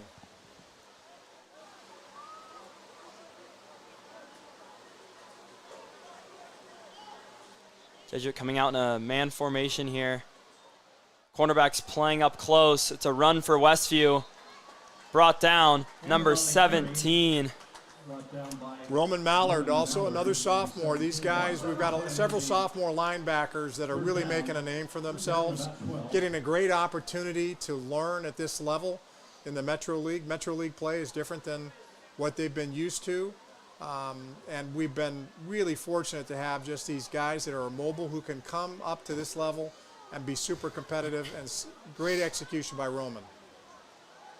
Westview drops under center. Able to complete a quick short out route there, but Jesuit brings him down for only about a gain of 5 yards, making it 3rd and 7. Mr. Reliable, Matt Eilers, again with that tackle. He can do it on offense. He can do it on defense. 4th and 6. This is one of those spots there on about the 46-yard line of the Crusaders. There's no doubt Westview is going to go for it. They really have no choice. They've only got a few more possessions in the game as the clock is ticking. It's important that they convert here and not turn it back over to the Crusaders. It's tough to tell what they're going to do with all these quarterback punts, but looks like they're going to go for it here. Westview drops under center, a little bit of pressure from Lonnie Burt, and they're just going to throw it away. That's a turnover on downs for Westview. Boy, I saw a couple of holds there, and yes, that looked, it's a hold against, thank you. It looked initially that they're going to call it against the Crusaders for a hold, but it was a hold, in fact, by the Westview offensive line. Crusaders take over at the 46-yard line. I think the referee there got a little bit scared of Coach Potter right when he made the wrong call. And don't blame him. He's a teddy bear. We know that much, Kenny, but we don't need the referees to know that.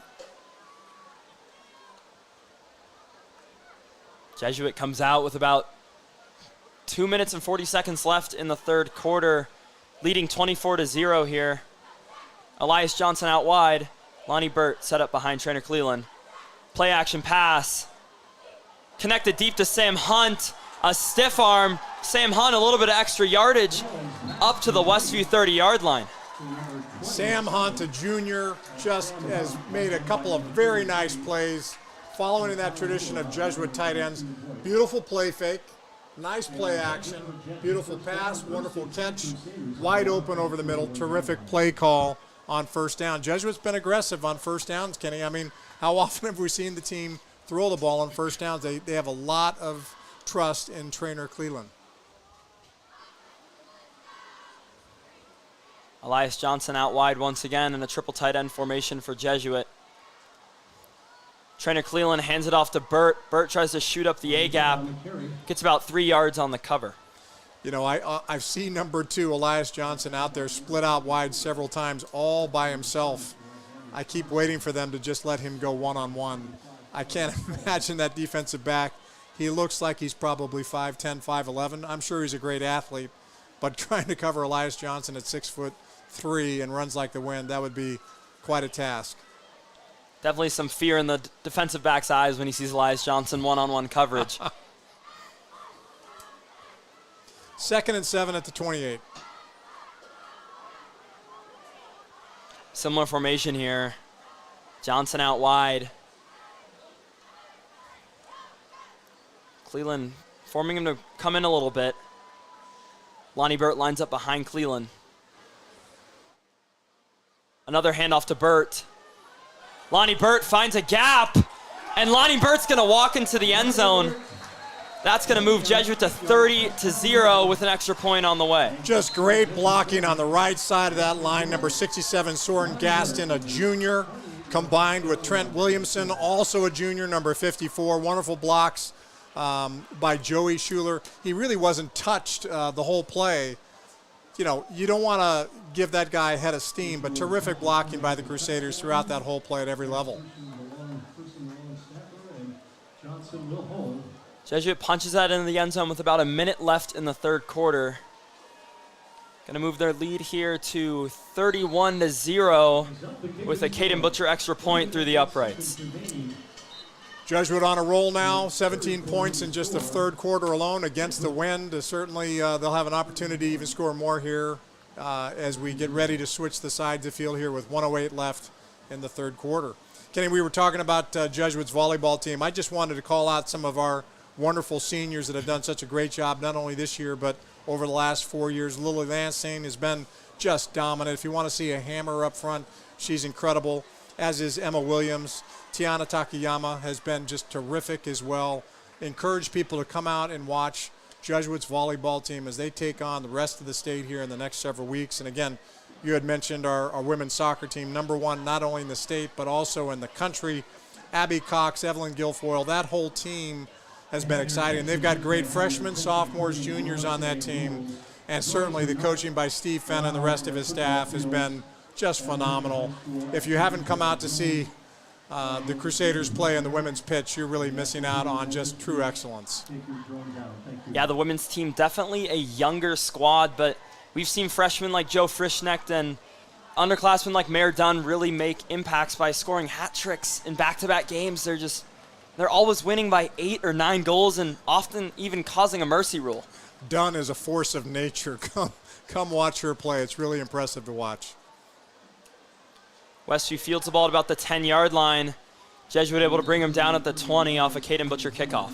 You know, it's a subtle thing, Kenny, but if you were to plot on the scatter graph where Caden Butcher's kicks go, you'd see that Coach Gene Potter, who's the head of the special teams, insists that his kickers be able to kick it left, kick it right, kick it high, kick it short, kick it long. He's continually asking that team to move the ball in different places because, again, you never know in playoff football where they may need to place the ball in a particular part of the field. Really nice job by Caden there. Westview now comes onto the field down 31 points with about a minute left in the third quarter. Drops back to pass, looking deep. He's got a man open. That's number 18 for Westview. He's going to take it to about the Jesuit 40-yard line. Really nice play, great play action. Nice fake by the quarterback. Again, Westview has done a terrific job on first down throughout the game, beginning a new series, especially when they've been pinned deep. This is as much penetration as they've had all game. 1st and 10 at the Jesuit 39. That might be the little push Westview needs to start getting in the end zone here. They've made it past the 50-yard line and looking to strike here. Smart play call. They've got the wind with them. They might as well air it out while they can. It's going to be a lot harder in the fourth quarter to do that play. That's the first deep pass we've seen in a while from Westview. They've been a run-heavy team and some quick out routes, but definitely caught the Jesuit defense sleeping there. Now goes back to the run, brought down after about a 1-yard gain, moving to 2nd and 9. Roman Mallard, again, did not make the tackle. Again, a sophomore, number 17, but he came up, hit the running back, and really slowed down the momentum of that play. That's one of those plays that you don't necessarily get the tackle and you don't get an assist, but you certainly enabled your teammates to clean up the play right behind you.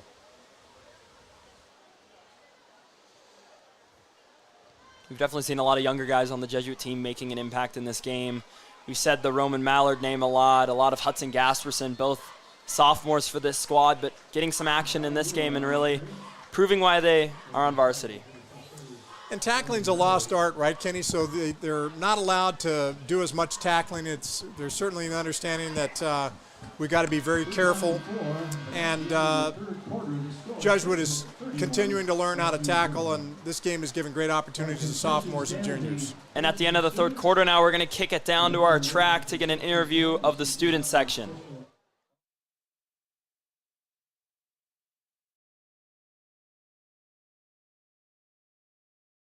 Luke, so we're starting the fourth quarter. How do you guys feel this game's been going? It's been pretty exciting so far. Very exciting. It's been lit. We're winning. Are you guys going to homecoming tomorrow night? Of course, who isn't? Yes. Yes, I am. What are you guys looking forward to the most? The fun dance and the music. Dancing. Good times with my friends. This week was Spirit Week in preparation for homecoming. What was your favorite theme and what did you guys wear? Mine was Twin Day, and I wore a tech. Pajama day, and I wore pajamas. Pajama Day was the best. I wore some sweats. It was nice. Thank you guys so much. Back to you guys up in the booth. And we're back. Thanks for a great interview. Westview now almost in the red zone here, about the 34-yard line, looking to tally their first touchdown of the game. Deepest penetration they've had all game here. 3rd and 4 from the 33, obviously 4-down territory. Little handoff there. He's able to cut inside. And the Wildcats able to find the end zone for the first time this game, making the score 31-6 with an extra point on the way.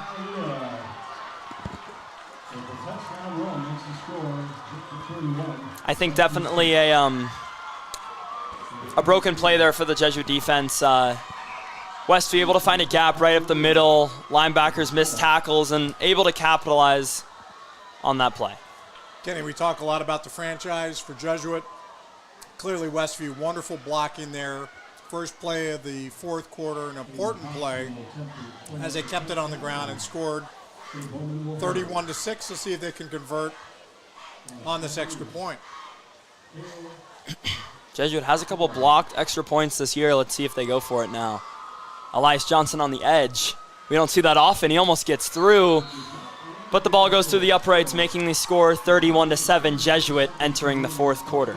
Well, if I did my math right, that was 7 straight quarters of shutout football, and then ironically it's the first play of the the 8th quarter where they finally gave up a score. So this is a great opportunity for Jesuit to continue to work offensively, defensively. It looks like they've got the game well in hand with a 24-point lead in the fourth quarter, but we've got great opponents coming up. Sunset's going to be very competitive next week, ranked 15th in the state, and then followed by a game at Mountainside. Mountainside has a number of coaches, Kenny, you probably know, that have been part of the Jesuit program as players and coaches through the years. They certainly know our program well. Those next 2 weeks are going to be pivotal to see where Jesuit goes in terms of playoff seeding. Yeah, Metro League matchups are always, seems to be grudge matches. A lot of history in the Metro League, and it's always a good game when you see a good old Jesuit Sunset rivalry. So I'm excited for that game next week. Now, Kenny, our fans listening know that you've got great pipes. They can hear that. They probably don't know that you're a total Renaissance man, extraordinary student, great athlete, phenomenal lacrosse athlete, student leader. You certainly could do anything here, robotics, drama, campus ministry, Christian service. But I happen to know that you've got great pipes in our choir. Tell us about our choir program and why you're part of it. Yeah, I really came into Jesuit only on the athletic side. I was a big lacrosse guy, but going into sophomore year, I was convinced to join the choir group. I like to call it the choir team. But yeah, I kind of joined it on a limb. Didn't really know what to expect because I'd never really been a part of an organized singing group like that. But now in my senior year, my third year of choir, one of the best decisions I've made here at Jesuit and really allowed me to open my eyes to a whole other side of the Jesuit community that's not athletic. So I'm really fortunate to be part of that group and like to call it my second team with lacrosse, so I'm really happy I'm a part of it. Love watching you up there. You got a fantastic voice. Nice little carry there. Hudson Lewis, a senior, number 33, with that short return on that kind of squib kick. Jesuit begins their first series of the fourth quarter with a 24-point lead at the 35-yard line. Now we're seeing Jacob Hutchinson out wide for Jesuit. Lonnie Burt still the main ball carrier for the Crusaders, lining up to the right. Looking for number 11, Hudson Gasperson, now with a quick little reception for about 5 yards. Another nice play call by John Andreas and his team of coaches. I love that, thrown on first down. That's going to do a great job when we see other teams looking at our tape in the weeks ahead. You can't just assume the Jesuit's going to run the ball automatically on first down. They are more than willing to put the ball in the air with Trainer Cleveland at the controls. Yeah, that was a great pass from Trainer. Right on the chest for Hudson Gasperson. Really not making him work too hard, just had to open his hands up, and that led to a gain of 4 for the Crusaders. We're seeing Johnson out wide here. Rowan Lewis checks in as a fullback in front of Burt. Jesuit now hands it off to Lonnie Burt. Lonnie cuts inside. Lonnie cuts inside again, able to find some room and move the chains for Jesuit, moving into Westview territory. I'll tell you what, Kenny, the happiest guy on the field right now is number 18 for Westview, one of their strong safeties. Lonnie Burt was coming at him with a head of steam, and one of his fellow defenders got him by the shoelaces. Otherwise, he would have met Lonnie at about the 40-yard line as he was really thundering down the field. Beautiful run. Crusaders 1st and 10 on the 47. I think Lonnie Burt saw the red shirt and almost thought it was a matador with the bull. Lonnie Burt cuts inside again. The train is moving. Lonnie Burt able to pick up another first down for the Crusaders. Nice little shoulder shimmy there, Kenny. That was a really subtle move. He kind of dipped the left shoulder, looking like he was going to go inside, continued outside, picked up another 5 yards. Love seeing that franchise. Again, the right side of that franchise is really opening up some holes. Joey Schuler at center, Trent Williamson at right guard, and certainly Soren Gastonson, number 57, opening up the holes, or 67, opening up the holes on the right. 31-7 Jesuit with about 10 minutes left to play. Here goes Trainer Cleveland. Bootleg looks deep for Sam Hunt, a little bit overthrown, and that's going to move Jesuit to 2nd and 10. Love that little bootleg action, little play action fake. Just barely missed that. That's a play that they're going to be going to. That'll be a bread and butter here in the next 3 weeks as they try to close out their Metro League championship. Love where they are, like how the offense is playing, like how the defense is playing right now, Kenny. Jesuit seems to be firing on all cylinders tonight. Another I formation here for the Crusaders. Eilers and Johnson out wide. Here goes a feed to Burt. Burt cuts outside. Burt cuts inside, able to find a gap, and that's another first down for Lonnie Burt. And again, another little subtle thing there as the flag goes down after that play. You really saw the patience of Lonnie Burt. He just kind of was hiding out, biding his time, and then waiting for that hole to open up. Just a beautiful run there. Let's see what the call is here on the flag.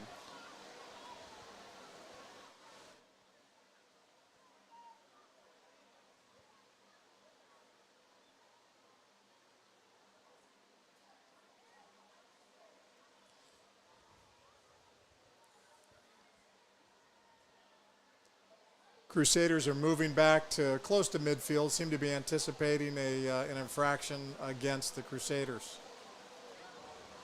Unsportsmanlike conduct against the Crusaders.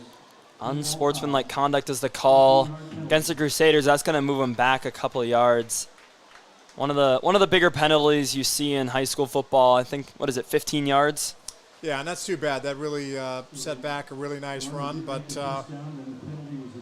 gives Jesuit an opportunity to put in the hands of Lonnie Burt again and let him just continue this train rolling. 1st and 14 on about the 39-yard line.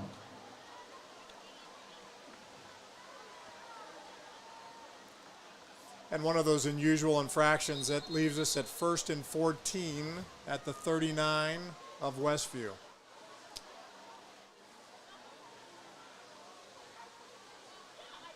About 10 minutes left in this fourth quarter. Jesuit leads by 24. And with that penalty, looks to be about second and 12. Second and 13.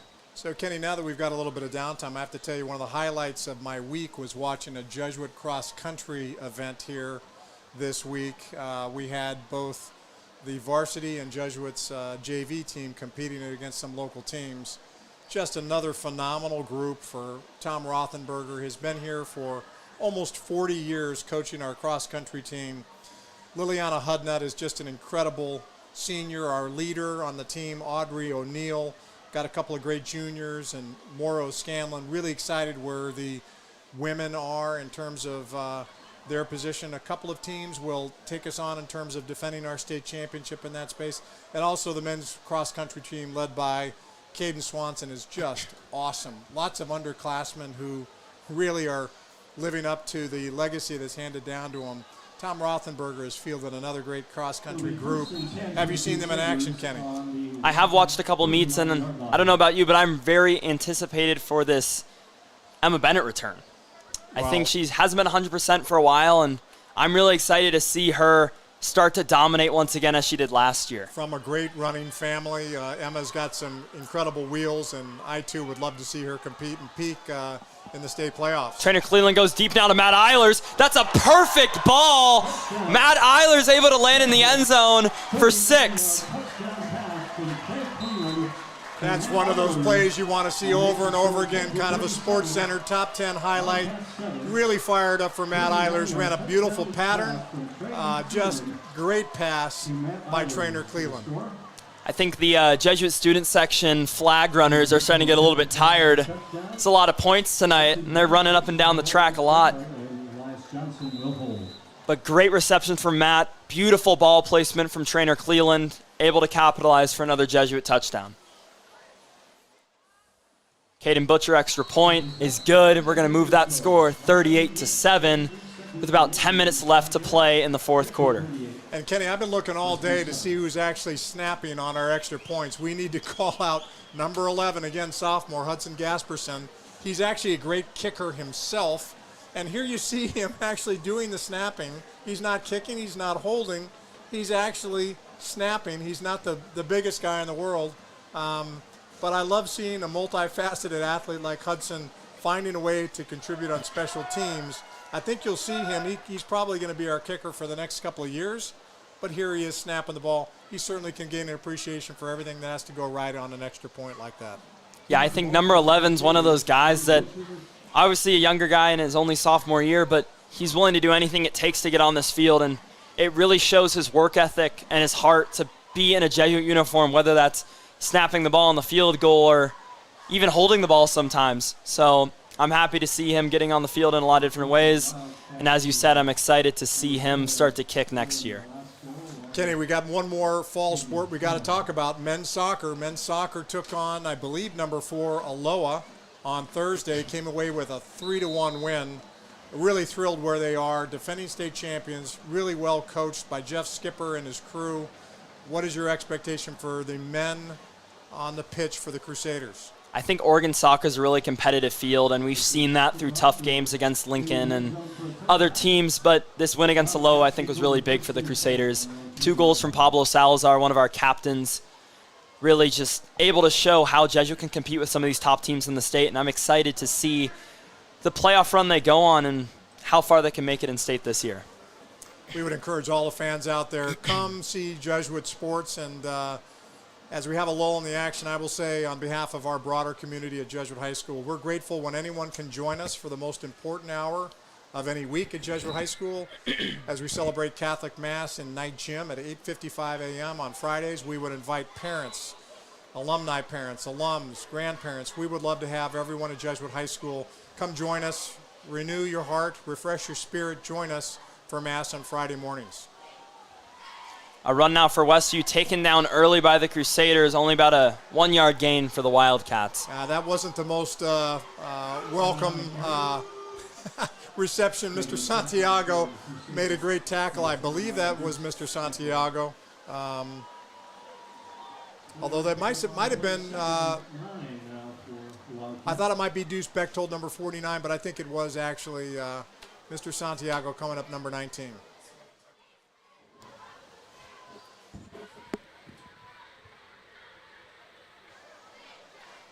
Westview now 2nd and 9 in the shotgun.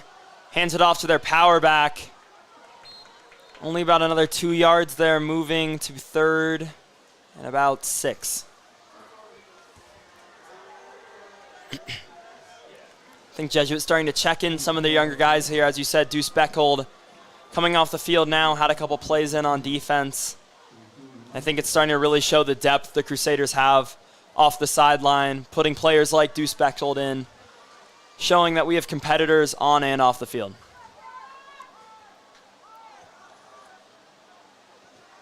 Clock ticking with 8:25 left in the 4th. Certainly got to be a great deal of urgency by Westview. Deep throw here now from Westview, a little bit underthrown. That's great coverage.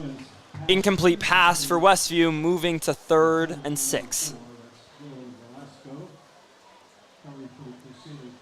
And now Elias Johnson drops back, getting ready for a punt. You could be seeing another pooch punt here from the Wildcats.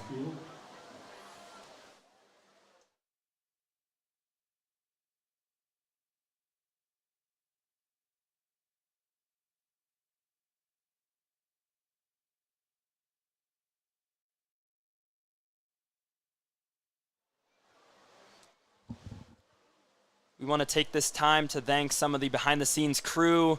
We'd like to thank our producer, Casey Engel, and our sideline reporter, Clara, for the wonderful job they've done tonight with all their work behind the scenes, making me and Mr. Arndorfer look great up here.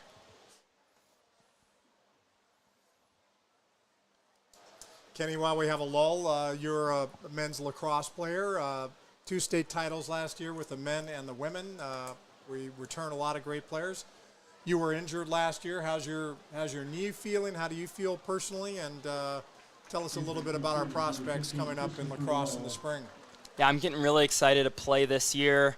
I think my injury last year allowed me to see the team from a whole new perspective and see the field from almost a coaching lens and focus on the whole group rather than when I'm just playing. And I'm excited for this year. We got a couple great transfer students coming in and a couple of great underclassmen. We're going to see a fairly young team this year, but everyone's looking for the three-peat. I think it's a really storied program through these past 2 years. We have some great seniors this year, so I'm excited to see what happens.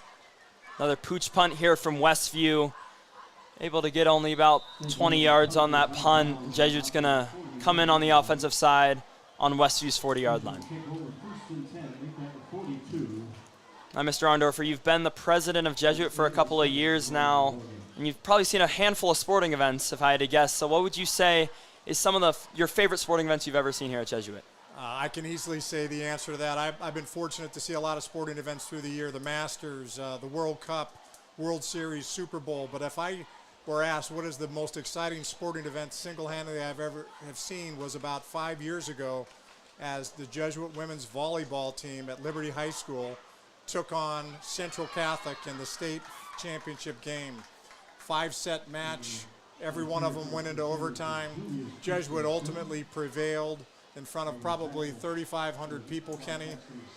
Again, I would encourage people, get out, look at the OSAA website, take a look at the playoff picture, go see the Crusaders in action, go see any teams in action in our state. It's really incredible to see these phenomenal student athletes go out, give their hearts as they pursue their dreams in a multitude of sports. But volleyball, when it's played well and is played so well at Jesuit, is really exciting. Julius Christensen now on a long carry for Jesuit. Let's see if he can find the end zone, just short, going out at about the 5-yard line. And Julius Christensen, a name we haven't called a lot tonight, but checking in at the running back position, giving Lonnie Bird a little bit of rest on the sideline, and he's showing an impact immediately.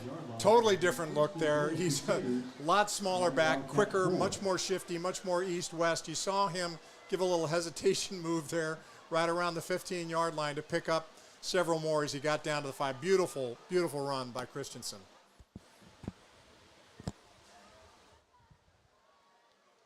Now Jesuit just inside the 5-yard line. Coming out in a, this would be a T formation, a little bit of support there at the fullback position. That's a full backfield there, I'll tell you what. Julius Christensen still in for Jesuit. He's going to get the rock. The ball's out. Westview able to scoop it up. Still ground and pound a little bit. Westview able to corral it at about the 15-yard line. That's a turnover for Jesuit. I'd have to see that on replay, Kenny, but it just didn't look like the quarterback running back exchange was fully made there. I don't know if that was a run pass option, but unfortunate they put it on the turf. But that'll give them something to think about for these games going forward. Nice play by Westview as they refused to surrender a touchdown here with 7:10 left in the fourth. Fielded on the 17 with 7 minutes left here in the fourth quarter. Westview trails Jesuit 38-7. Kenny, you're a senior, and we just experienced one of the great moments every year at Jesuit High School, the Jesuit Senior Pilgrimage. Maybe you could tell people what that's all about and how that was a couple of weeks ago. Yeah, so basically the pilgrimage is when any senior that wants to go is able to embark on this 12-mile walk to a church where I would consider it almost an add-on to our junior encounter, which is another great religious event that's shown here at Jesuit. But overall, a great experience for me. We talked about before how I'm in the choir. I was able to do a lot of singing, which I love to do, and it was just a great experience for me to bond with my classmates when graduation is approaching. Beautiful event, about a 12-mile walk where the students stop every 2 or 3 miles and have some kind of spiritual conversation with one another. 12-mile walk in Toledo, Washington, a community that welcomes Jesuit High School. We're deeply grateful every year to have an opportunity to go up there, celebrate Mass, stay overnight, and it's just a great opportunity for our seniors to bond and to share their faith, and it really sets the tone for the whole year.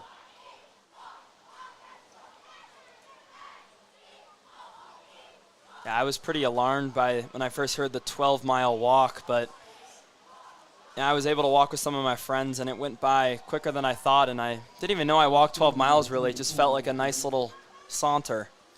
Couple of points, Kenny. I saw some students pushing Liam Cassidy again, our 6'7", 310-pound left tackle. I wouldn't want to be pushing Liam Cassidy very far in a wheelchair, especially uphill.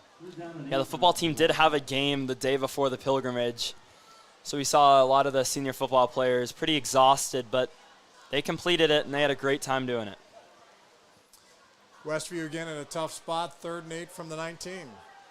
Westview drops back to pass, looking deep, able to connect with their tight end at about the 30-yard line. That's going to move the chains for Westview at about 6 minutes left in the fourth quarter. Really nice play, nice pitch, nice catch by number 85. Good play, keeps the chains moving, keeps the clock going, but gives them an opportunity, another 1st and 10.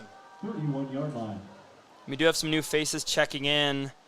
Carson Galbraith at the defensive line position, a junior for Jesuit, seeing the field for the first time tonight.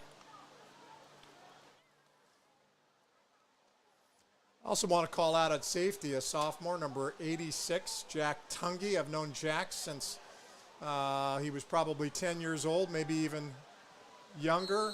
Great to see him finally on the football field. Used to be a ball boy for Jesuit High School. Now here he is on the varsity team as a sophomore, number 86 at safety. Really is a full circle moment for him. Probably having a great time out there right now. Another guy we talked about checking in for the first time right now. Coach Potter funneling in some of the younger guys here, letting everyone get a little bit of action in this great Metro League game. And it's invaluable experience, Kenny. As we all say, practice, you can't emulate game speed. And this is just a great opportunity, guys, to see what it's really like to be on the field when it really matters. Incompletion there from Westview, moving it to 3rd and 10 for the Wildcats. About 5 minutes left to play in the fourth quarter.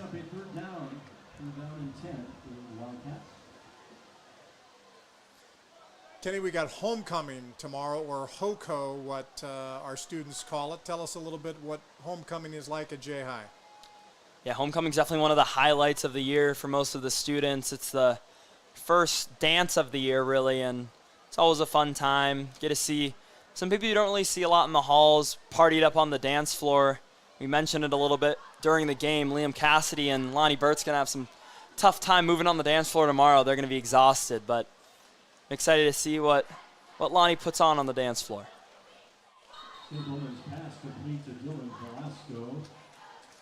Another completed pass that's going to make it about 4th and 5 for the Wildcats. Again, I love this. Great opportunity for some of the younger Crusaders to get an opportunity to stand up. It's 4th and 3. Gives you an opportunity. You can't emulate this in practice. This is where it really matters. Great opportunity for them to learn. And Westview's going to go for it, it looks like. Jesuit not in the punt return set.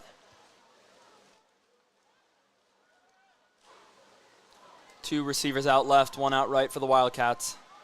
Quick handoff to the running back. He bounces back. Let's see if he can get to the 1-yard line.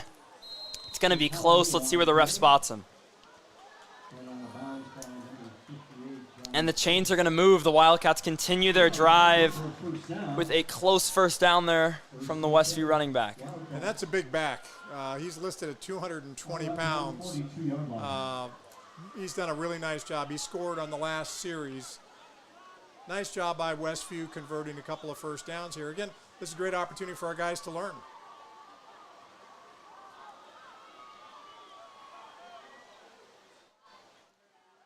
Westview looking deep, quarterback in some trouble, finds some running space up the middle, but brought down. Jesuit number 17, Roman Mallard, once again making a play for the Crusaders. We've called his name several times. Looks like the Crusaders say they've got the football, and a forced fumble by Roland Mallard. Beautiful job. That's Michael Darby retrieving the ball for the Crusaders. He seems pretty excited down there. Nice job for the senior, number 51. Mr. Darby, happy for Michael Darby there. Exciting moment for him.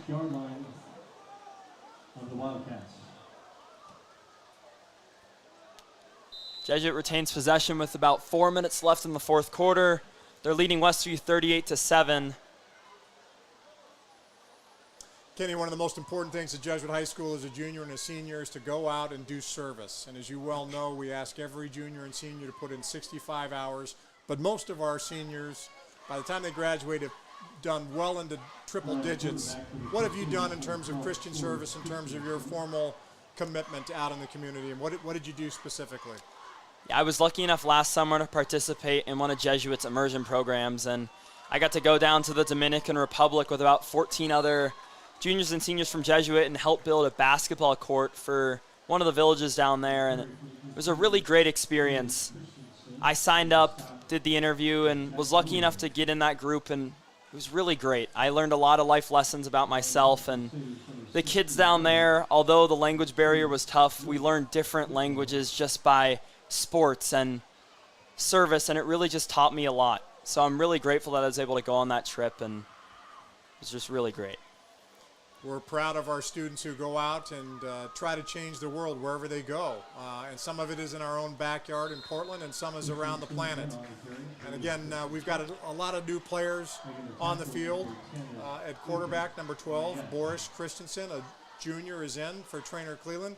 I don't have the statistics in front of me for Cleveland, but he played a heck of a ball game. I don't need those stats to know that. He threw the ball well, he ran the ball well, generated the offense, protected the football.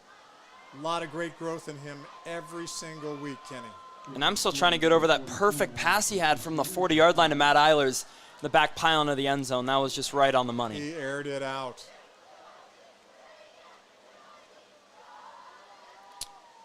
Boris Christensen now handing it off to his brother, Julius Christensen. Great little brother duo we see in this game. The Christensen family, definitely an athletic one.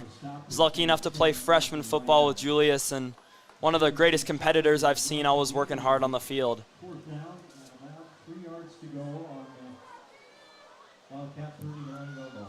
Clock is ticking now. We're about to reach 2 minutes left in the fourth quarter.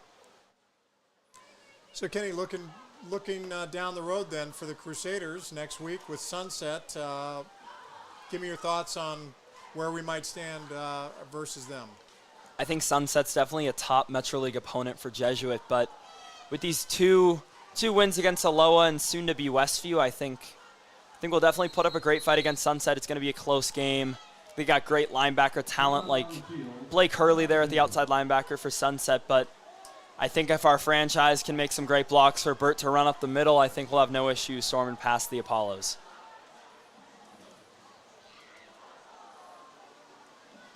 Looks like Butcher's going to come out now for a kick. sunk a 43-yarder earlier in this game. This one's a little bit longer. Kicking from the J. This is a deep kick for Butcher. If we've done our math right, a 57-yarder with a slight breeze, I'm going to estimate 5 to 7 miles an hour. We saw him come out at halftime right beforehand. Definitely can make it from this distance.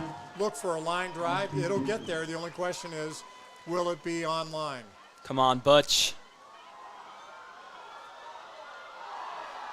Just outside, Caden Butcher puts it a little bit left. It had the distance, but it looks like the wind took the ball. More than enough leg. You can see Caden's disappointed, but really nice effort. Nice snap, nice hold. I love the competitiveness. That means the world for him to even get an opportunity like that. What a leg he's got.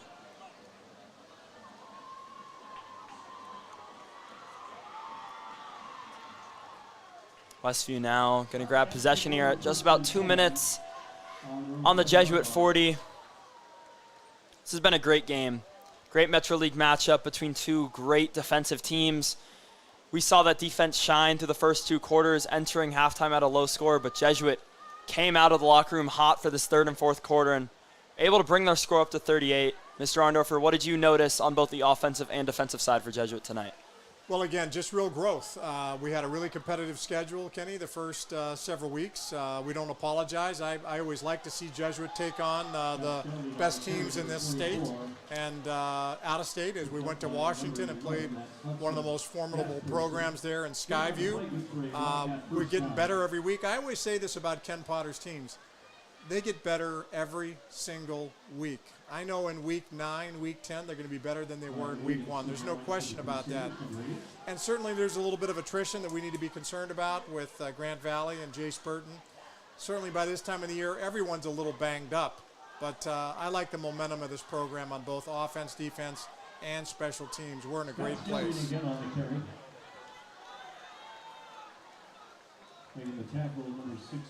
Kenny, as we wind down the clock here with about 1:15 left, I just want to say thank you to the whole JCTV program at Jesuit High School. We are so grateful. We ask people to continue to tune in to watch our various sports here. Tell me about your experience as part of the program as led by Dan Faulkner, who's just done a wonderful job with our students. This is my first year being on the media team, and I came in being a lover of sports, so immediately I was gravitated towards the sports broadcasting branch of the class, and haven't looked back since. I've been able to do some great games, including this one tonight, and I've also been involved in a Jesuit sports podcast with fellow senior Lucy Maddox. Been a couple great episodes on that. If any of the viewers at home want to go watch that, just go on the JCTV YouTube channel, and you can catch up on all the latest sports news.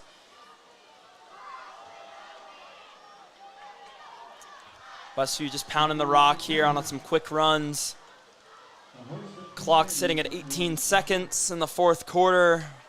Probably about 3 or 4 more plays if we're going to stick to the running game for Westview. Nice progress this week. I was expecting a score in this general zone. Someone asked me earlier today, and I said 42-14 would be my prediction. So in that general space, really feel good about where our coaches are taking this program. These guys have worked hard. We should be really proud. Great to have a couple of good wins under our belt, and can't wait to see what we do next week against Sunset, Kenny. And there goes the clock. Jesuit Crusaders win 38-7 against the Westview Wildcats. Thank you, everyone at home, for joining us. It's been a great broadcast tonight. We hope to see all of you next week for the next JCTV production. Thank you.